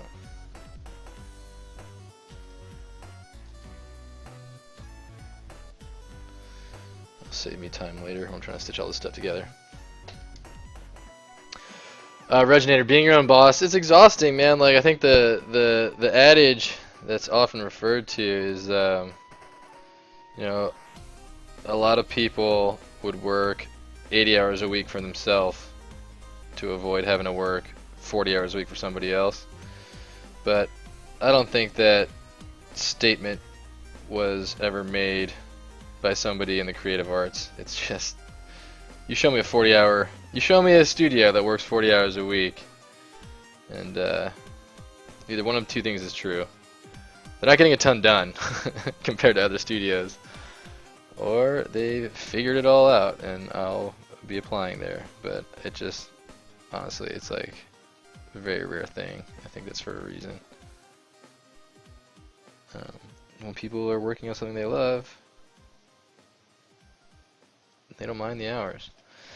So being your own boss is obviously great. There's something to be said for the fact that like we call 100% of our own shots, and we live and die by that. It doesn't always work out, obviously, but Disc Jam went really well, and so far it's been, thank God, working out okay, because you have no one to blame but yourself when things go wrong. And for the challenges we're facing, they're all kind of challenges that we saw coming and are doing everything we can to address with the game. We knew being a two-man team and what we'd be limited by was going to be really hard to overcome. But it's going really well, and like one thing I like to remind people is that a big part of it even being possible is the fact that content creation has become such a, it's come so far, content creation that is, and that's really been empowering for small teams, and it doesn't really get smaller than 2 people. There's some one-man teams out there, but it's just you couldn't do the things you can do today, even 5-6 years ago. And that isn't to say obviously ZBrush existed, Maya's always existed, but I mean, if you look at like just the updates Maya added this last patch to the UV system and their retopology system, I mean, these are such needed, long overdue things. Like imagine how things were just a few years back. I mean, they're still growing and developing these tools. Substance Painter is like only a couple years old, not even. Substance Painter revolutionized everything for me in terms of just like speed of getting stuff done. So yeah, it's something I like to remind people of, is that tools have really come so far that it's been I mean, I told my old boss, and I was an engineer for my whole career at Activision, and I told my old boss, I was like, yeah, he's like, who's doing your art? And I was like, I am. He's like, what the hell are you talking about? I was like, I'm doing it. He's like, you're not an artist. I was like, I know, but it's you should see how good these tools are. And that's kind of you know, to completely change disciplines in the middle of your career is not. I wouldn't advise people to do that. But you know, it is amazing how much you can just like. I'm entirely self-taught, and it's well self-taught, of course, with the aid of the internet and like watching, you know, instructors talk about how they do these things. And it's just one of those things where, you know, because the tools are so good, because people are sharing their workflows more than ever before, a lot of these things are within striking distance for even the layperson nowadays, and that's like a big part of our success as a two-man team, you know, is that.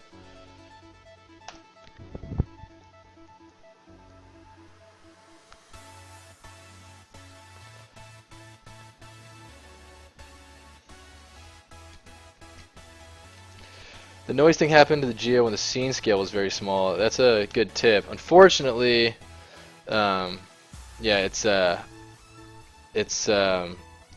the issue here. I almost want to just restart to see if it goes away, because like this is all game resolution geometry, so like this has to be the same size it's going to be in game, so it's actually pretty big. Oftentimes it's kind of like too big for me to deal with. I really don't like this shape. I want it to be like, I think if I rounded it out, it would be better. If it came to a rounded edge. Let me delete this up.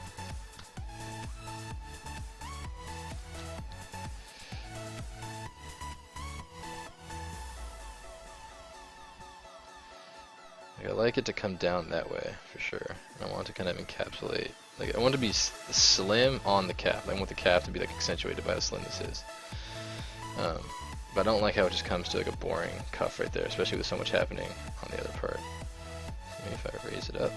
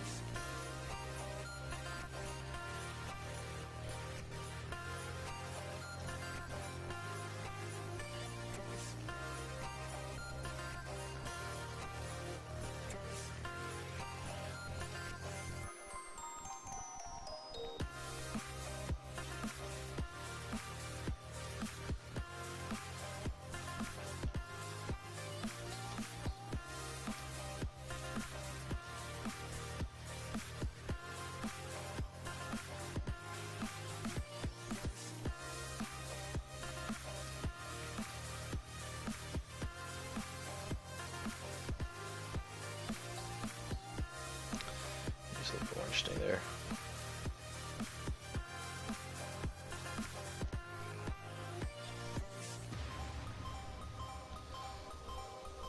Pinch the taper even more.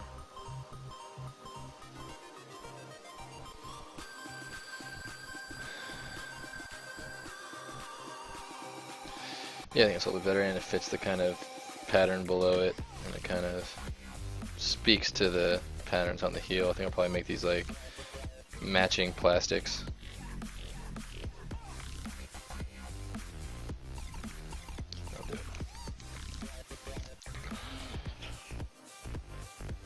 Yeah, H Mercado, do you find that Windows 10 like just as I have a Windows 10 laptop and it's like so malfunctional, I don't even like I hate using it. Like, do you find that it is like no matter what settings you do about administrator, like I'm the administrator on my account, there's only one friggin' account, no matter what I do, it's always prompting me for administrator stuff, and it's always like, oh, you're trying to run Sketchbook Pro or something like that, and it's like, I notice that you're trying to do this without being an administrator. This is now broken. And you go and you Google, something breaks, you go and Google it, and it's like, oh yeah, you have to right click run as administrator all the time. It's like, why? Like that's something that's like I never understood the significance of. It's like why on earth would I need to confirm that the only account on this computer should have like admin access? For the love of God.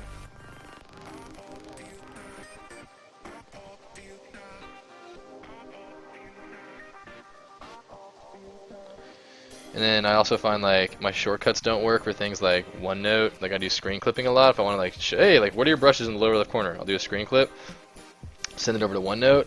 That's busted because it's like always trying to shove this Cortana nonsense down my throat, and that chick can't find a damn thing. That Cortana is a unintelligent life form. Artificial intelligence, my foot. Artificial moron. Friggin' thing. Can't stand Cortana, and like no matter what I do to disable that, it's still in my face. Windows Defender is in my face constantly, and that thing's garbage too. Just like I'm like legitimately afraid that like there will never be another good Windows ever again. Like it's just they're integrating this Windows Store madness, and that's a terrible call.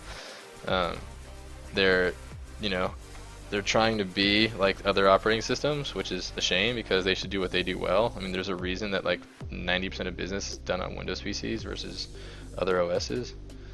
And like they're trying to like become Apple or some other like more user-friendly casual OS. And it's like the dumbest thing you could do. It's like let's take all the things that made us number one and change them all. It's like such a common thing. Anyway, there's my Windows rant.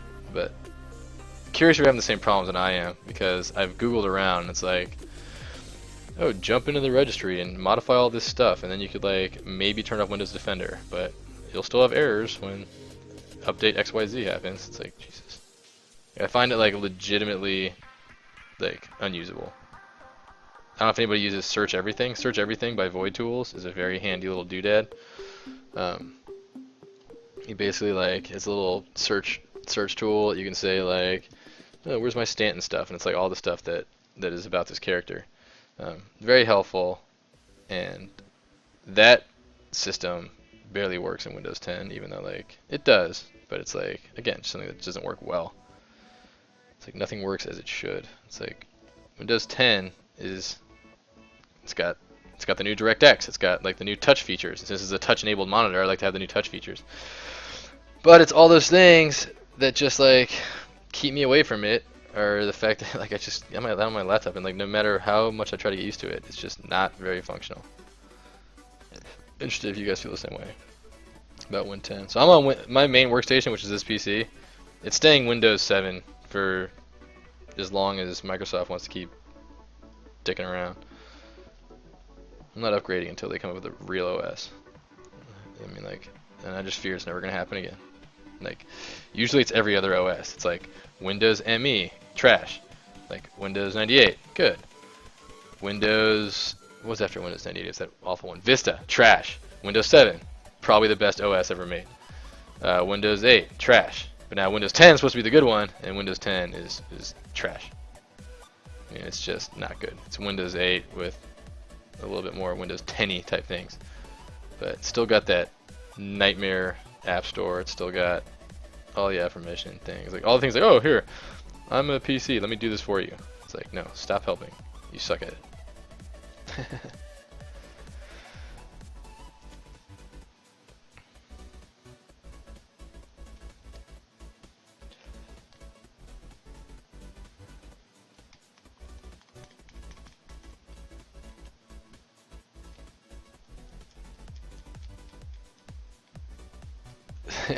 Yeah. Well, software development. Good old software devs. Us software people. It sucks to you now.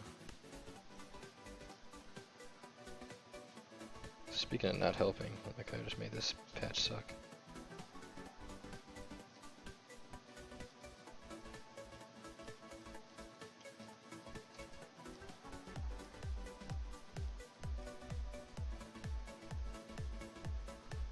There you go.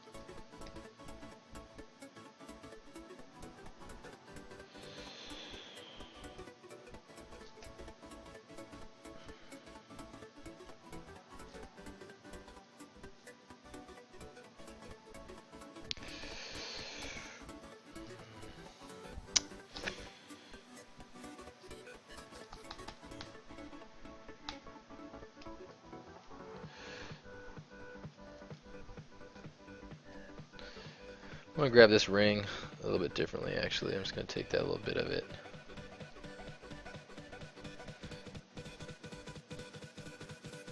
I'm just gonna take some edge loops out of here. Ooh, what have I just done?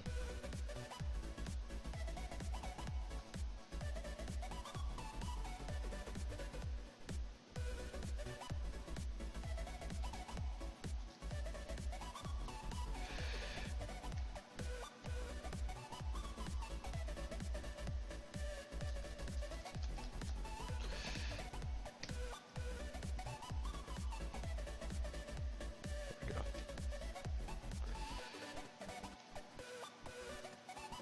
I want this to be more of like a just describe by doing. Basically want this strap to be more of like a taller sort of like ring almost, rather than like I was basically doing it like as a rolling, like a kind of a rolled lip. I think I want it to be just sort of like a taller, kind of like more like a belt like strap.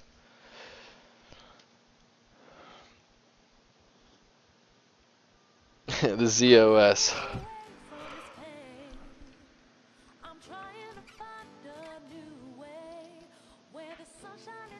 I mean, maybe it's just like the cynical side of me, but honestly, it's just like with all the leveraging they're doing with like the Windows Store, and like it just seems so much about money and like so not about usability. It's like it's all business strategy, no like usability and like good old-fashioned software development. Like it just seems like it's all just jockeying and positioning. It's like, well, it reminds me of what they were doing with like the media center and Xbox. It's like, well, if we make our Xbox into a cable box, we can take a slice out of those cable companies. It's like that's what it seems like they were doing. Like someone sat in a boardroom and said we can make money off of cable if we like turn this Xbox into a TV. It's just like, well, Sony's trying to make a better console. You're trying to make a better TV right now. And like, you know, lo and behold, Xbox getting their ass kicked right now.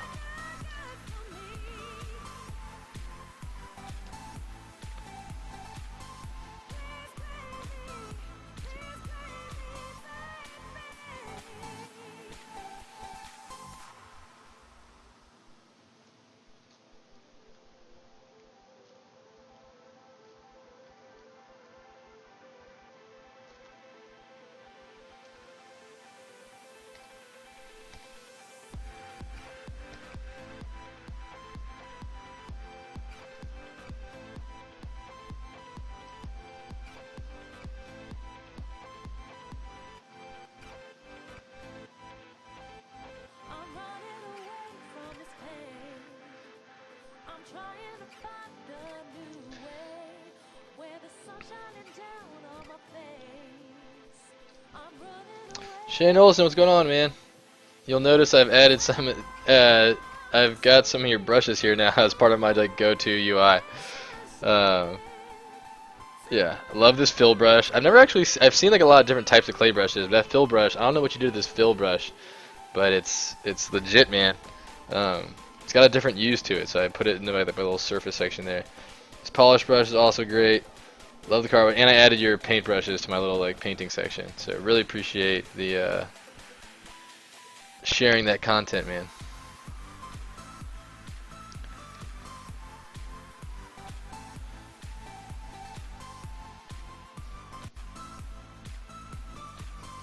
So move elastic is good for this type of changes when like I know I want to make kind of more sweeping changes without. I don't want to affect the polygons that are. I don't want to have like the fall off start affecting these polygons in relation to each other. So the move elastic will bring the geometry with it, and you know you have to really kind of get far before it starts distorting. If I do like a regular move operation, it has a fall off there, right? So like move elastic is good for when you want to make more sweeping changes like the one I'm doing right now, this cuff.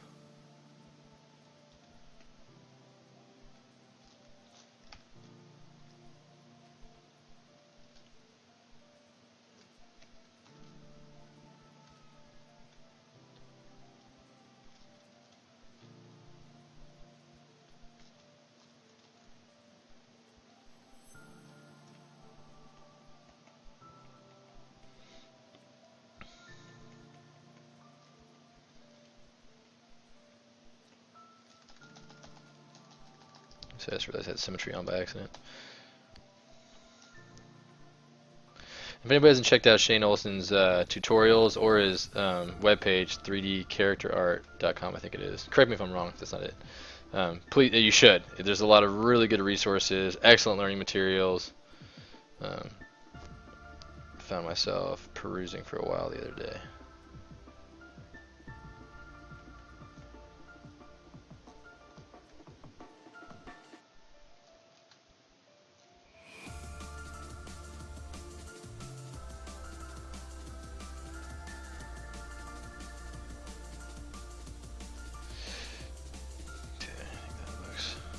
Good, about where I want it.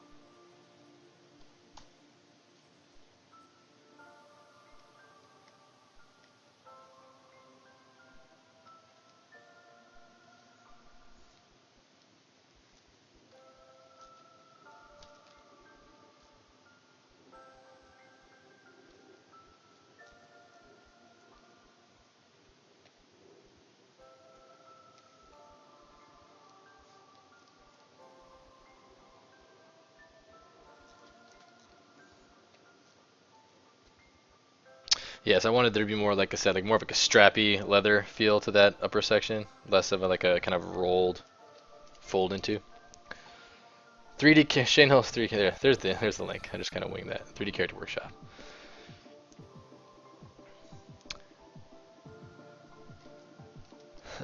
Oh, Lazy Mask. I forget where I found this brush, but it is a game changer. I used it to make this entire boot actually. Basically, it's just like, and I find myself doing it. I found myself doing this a lot. I would take the mask pen and I would go up to the brush settings and I would change the focal shift and get it to be a little bit more hard edge. This one, the Lazy Mask one, is just like a perfect way for me to like draw out patterns on Geo. So like if I wanted to like cut out something, it's got a nice little lazy brush to it. You know,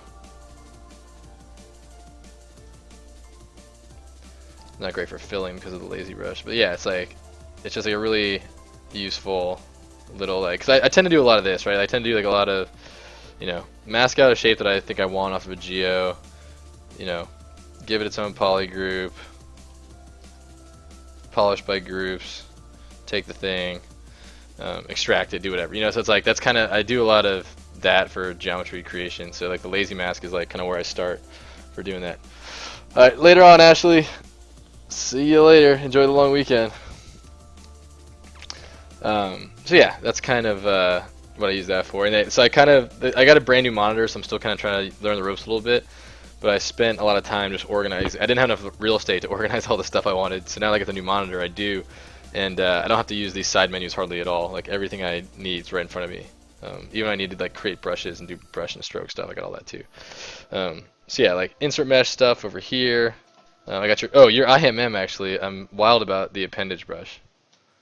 I was talking about this brush last week that I got off of you on my stream. I was like, go get Shane's insert mesh brush because the appendage brush is super useful. Just like, oh, I want to add like Pegasus wings to this boot.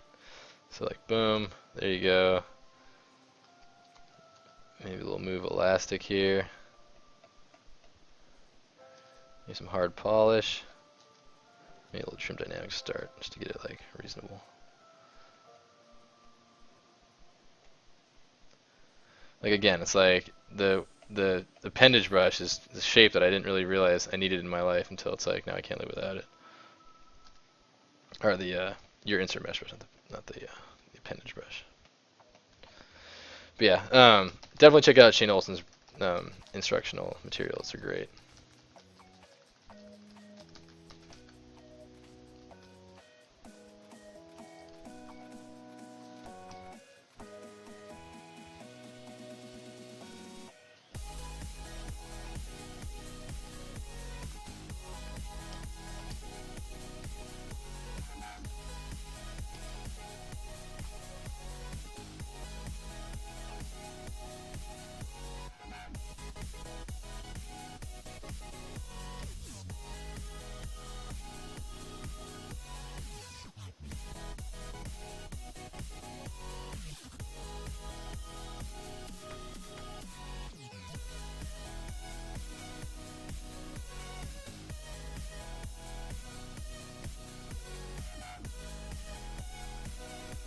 That one needs very little adjustment, to my delight and surprise.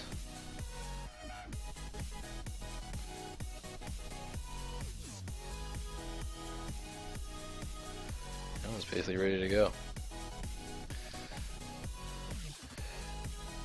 Crease poly groups.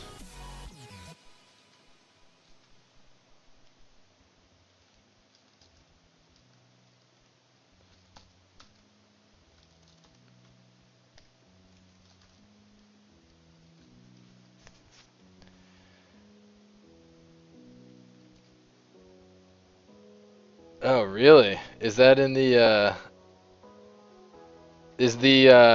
where's the ruler? Tell me about this ruler. Do I use edge loop mask border? Yes, I do actually, Shane.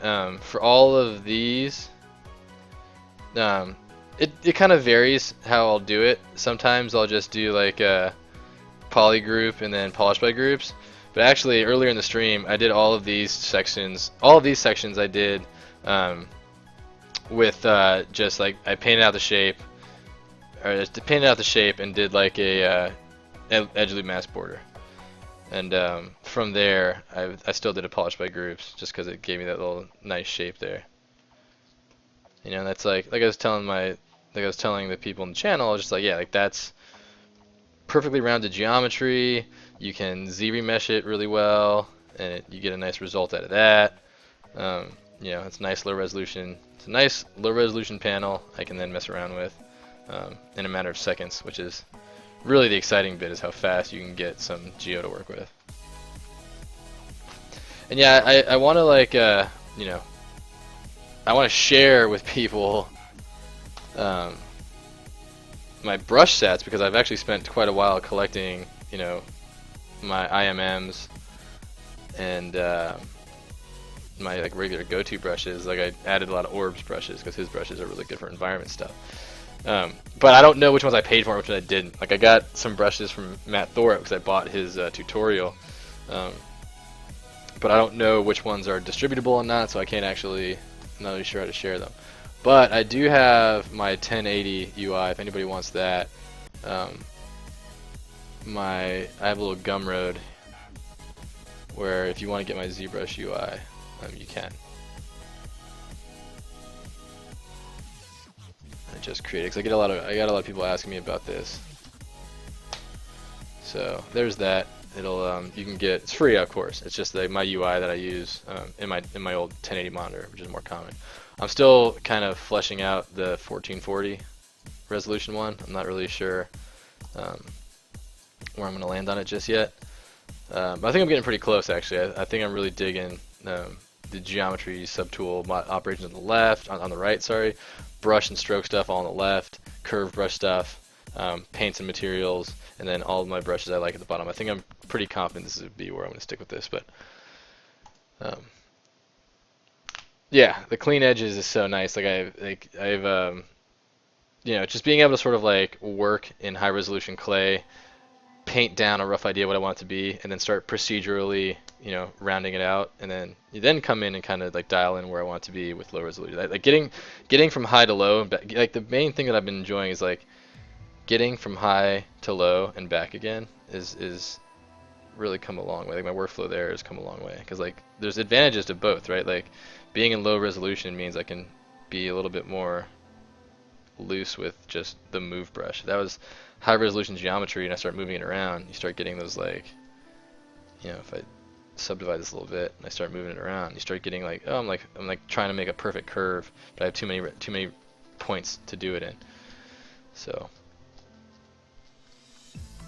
it's nice to be able to do both. Keep going back and forth.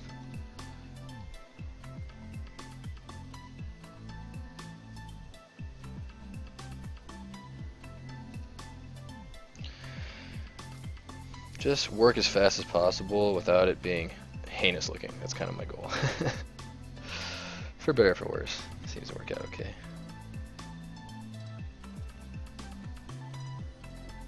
One of these days I'm going to work with the objective being make it look as good as possible, not make it look as good as possible without looking heinous. Or make it look as good as possible as fast as possible, rather. That's what I mean.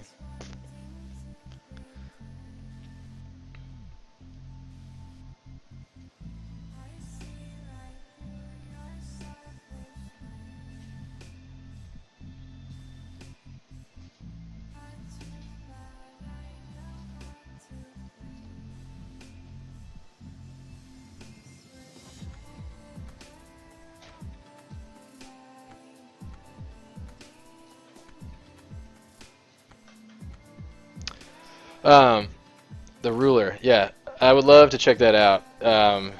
Yes, I'm in the U.S. originator. I'm in Los Angeles, California. Never been to San Antonio. Been through Texas a few times. Oh, thanks, Shane. Yeah, I'm like basically at that stage in the mesh where it's like I have my basic final geo on the body and head. I'm just kind of like figuring out his outfit right now. So I'm not really sure I'm actually just kind of sketching. I'm just doing some 3D sketching. I'm not really sure where I want it to go. I know I'm having like some knee pads that tuck in to the boot. So like this will be like a kind of a nylon knee pad here, and then this will be part of built on top of the nylon, but the same colors, like kind of the same object, but different piece of fabric on the same piece of armor, so to speak. And then yeah, I'm still just trying to do the kind of just like a modern wrestling boot with like more straps versus like instead of laces, it'll be all kind of strapped together and hinged in, and it'll be like kind of plastic shin guards and kind of rubberized plating a little bit. And then the championship belt obviously is going to need a lot more love, but I think that's a good understanding of just getting the shapes. I'm just basically putting the shapes down, making sure like, okay, this is all going to go in game, so I got to make sure like he can deform without clipping through the belt. I gotta make sure like he can maintain his rotation in his legs without breaking that. I think the belt's actually a little bit high, but with the way his kind of exaggerated hindquarters here clip in a little bit high, I'll need to like probably bring this down a little bit, give his glutes a little bit more room, so I can then bring the whole belt down. But again, like as I'm sure you're aware, it's just like at this point, it's just like let's get the shapes in the place they're gonna be. So once all the blockouts are in place, I know that it's basically going to work, and I can, go on from there. And so that's what I'm doing now. It's not so much fun to watch for the people checking out the stream. I apologize. I know it's like this is the most interesting stuff because it's just I'm not doing any detail work. I'm not doing any like finished work. But I think probably my next stream I'll be doing detailing of all these pieces, and that'll be a little more fun to watch just because detailing is kind of where the magic happens anyway. But you save yourself a lot of time if you start detailing before these. I think anyone in here will tell you if you start detailing before you find your sort of baselines, you really can find yourself like down a rabbit hole where you're at the stage where you should be detailing. Your schedule is, you're up against the schedule. You're detailing. All of a sudden, you're like, oh wow, this is not going to work at all because of XYZ is in the wrong place, or I didn't think about, how tall that should be, and vice versa. That kind of stuff. So it's important, boring, but important. And if you're OCD like me, you kind of find it soothing to just have everything be just so. Like just go through the mesh and find the things that don't feel right, and then tweak them, and then they feel right, and move on to the next thing. As much as it can be tedious, it's also kind of soothing. It's kind of like doing good topology. Good topology is boring as hell to watch, but there's something about connecting all the wires and cords to where they match up correctly that just makes you sleep well at night.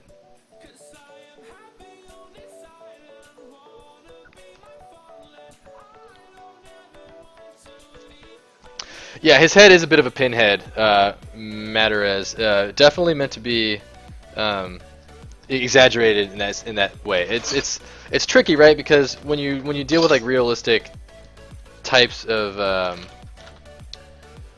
when you deal with like realistic what's the word? Realistic kind of shaders and realistic rendering.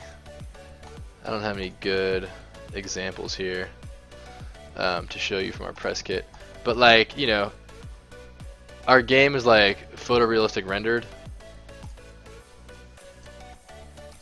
Come on, it's not a better image than that. I only have shorter image, smaller is on our website. But like, yeah, it's one of those things where it's like, you know, it's not meant to be human proportions. Obviously, like his arm is like even bigger than his head is. But you want to get the proportions right in terms of like what's his head height, where's his navel relative to his head. Like it's kind of like exaggerated, stylized, but still kind of like grounded in reality. And it's tricky because you find yourself in the uncanny valley a lot, because like you're trying to achieve a sort of stylized look, but as you're trying to ground it in reality, it looks a little bit close to real, and then it just looks creepy and dumb. So like that's kind of like the war I'm waging constantly with myself, is like, ugh, I made this too realistic, or this is too stylized, now it looks stupid. So you know, if anybody is responding positively or negatively, I would love to hear about it, because a lot of times you're just too close to it to, you know, be as good a judge you need to be. So, you know, it's good to get feedback, because people, you know, even a layperson can spot when something is wrong. So like, seasoned artists give great feedback, but just, you know, ask your mom, ask your like significant other, like people who don't look at comic books and cartoons and video games all day. Ask them. They have the just as valid opinion. And if you start getting the same feedback where it's like, oh, like 90% of the people I asked felt this way about it, like his head's too small. Maybe the exaggeration is actually breaking down and it doesn't look, you know, how it should. So.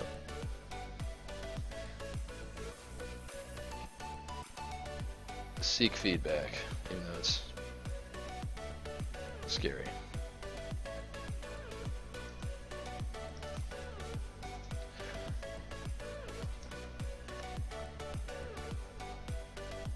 Yeah, I'm definitely gonna go download that 2 meter brush just to have the accurate scale. Scale is something that it took me a while to get, like, okay, this is the step, because I, you know, just working in Painter, Maya, Game Engine, ZBrush, they all have their little idiosyncrasies when it comes to scale.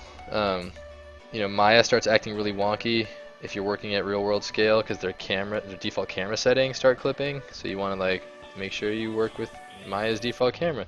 But then ZBrush also, like, even if you have, you know, dynamic turned off, you can, you know, work at kind of any size if you turn off dynamic, and it can be as big or small as you want.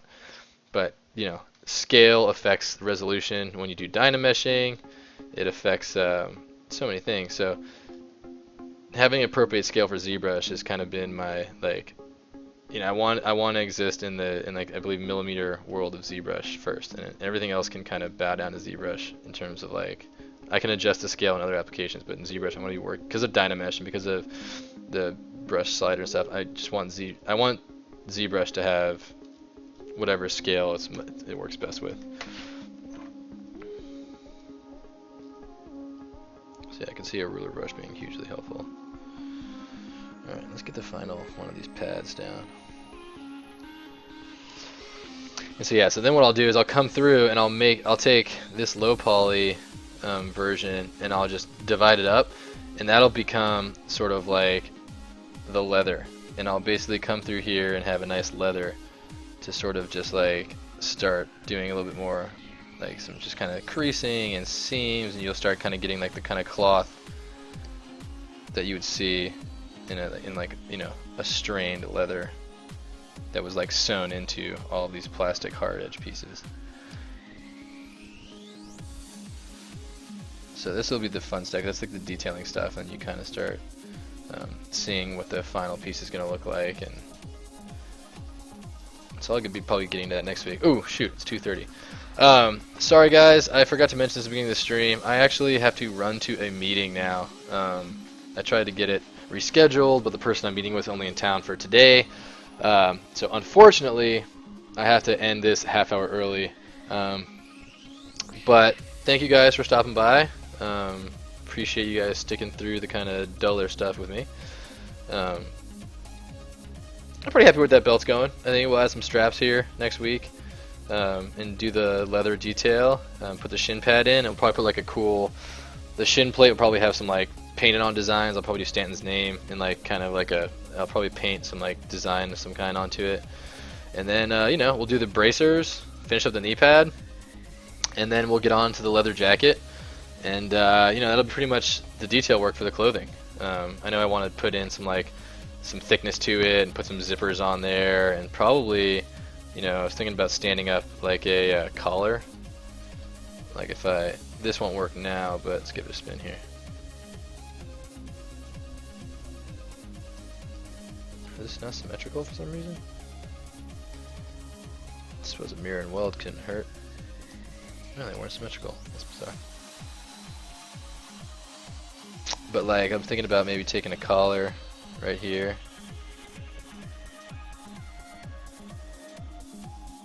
Popping that up. You know, I would narrow that in, but then like, you know, throwing like a little bit of a collar on the top and making them have like a, you know, sort of like a leather vest with like a collar and like kind of little straps coming out of it. Something I'm thinking about for next week. But yeah, so like we'll start getting into the detailing stuff. It's a little bit more exciting. But like I said, it's really important just to do the blockout stuff first. You want to get nice solid blockout, establish a good foundation, and you're able to sort of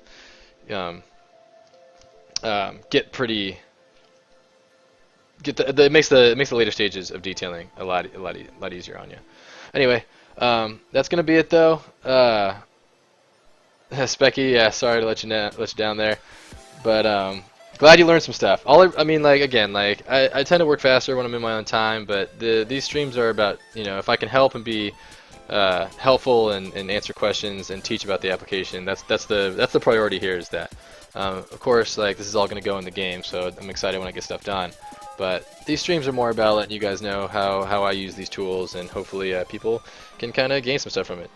Be sure to check out Ashley A Cube. She was in here before. Check out Shane Olson. He's in here now, and just check out all the ZBrush artists. I mean, everybody that Pixelogic's been bringing in, they're just such talented people. I've been following Shane and Pavlovich and these guys for a long time independently. To see them on here every week teaching is really exciting for me. So, see you guys, Reginator, Mr. Bronk. Nice talking to you guys, and we'll catch you next week.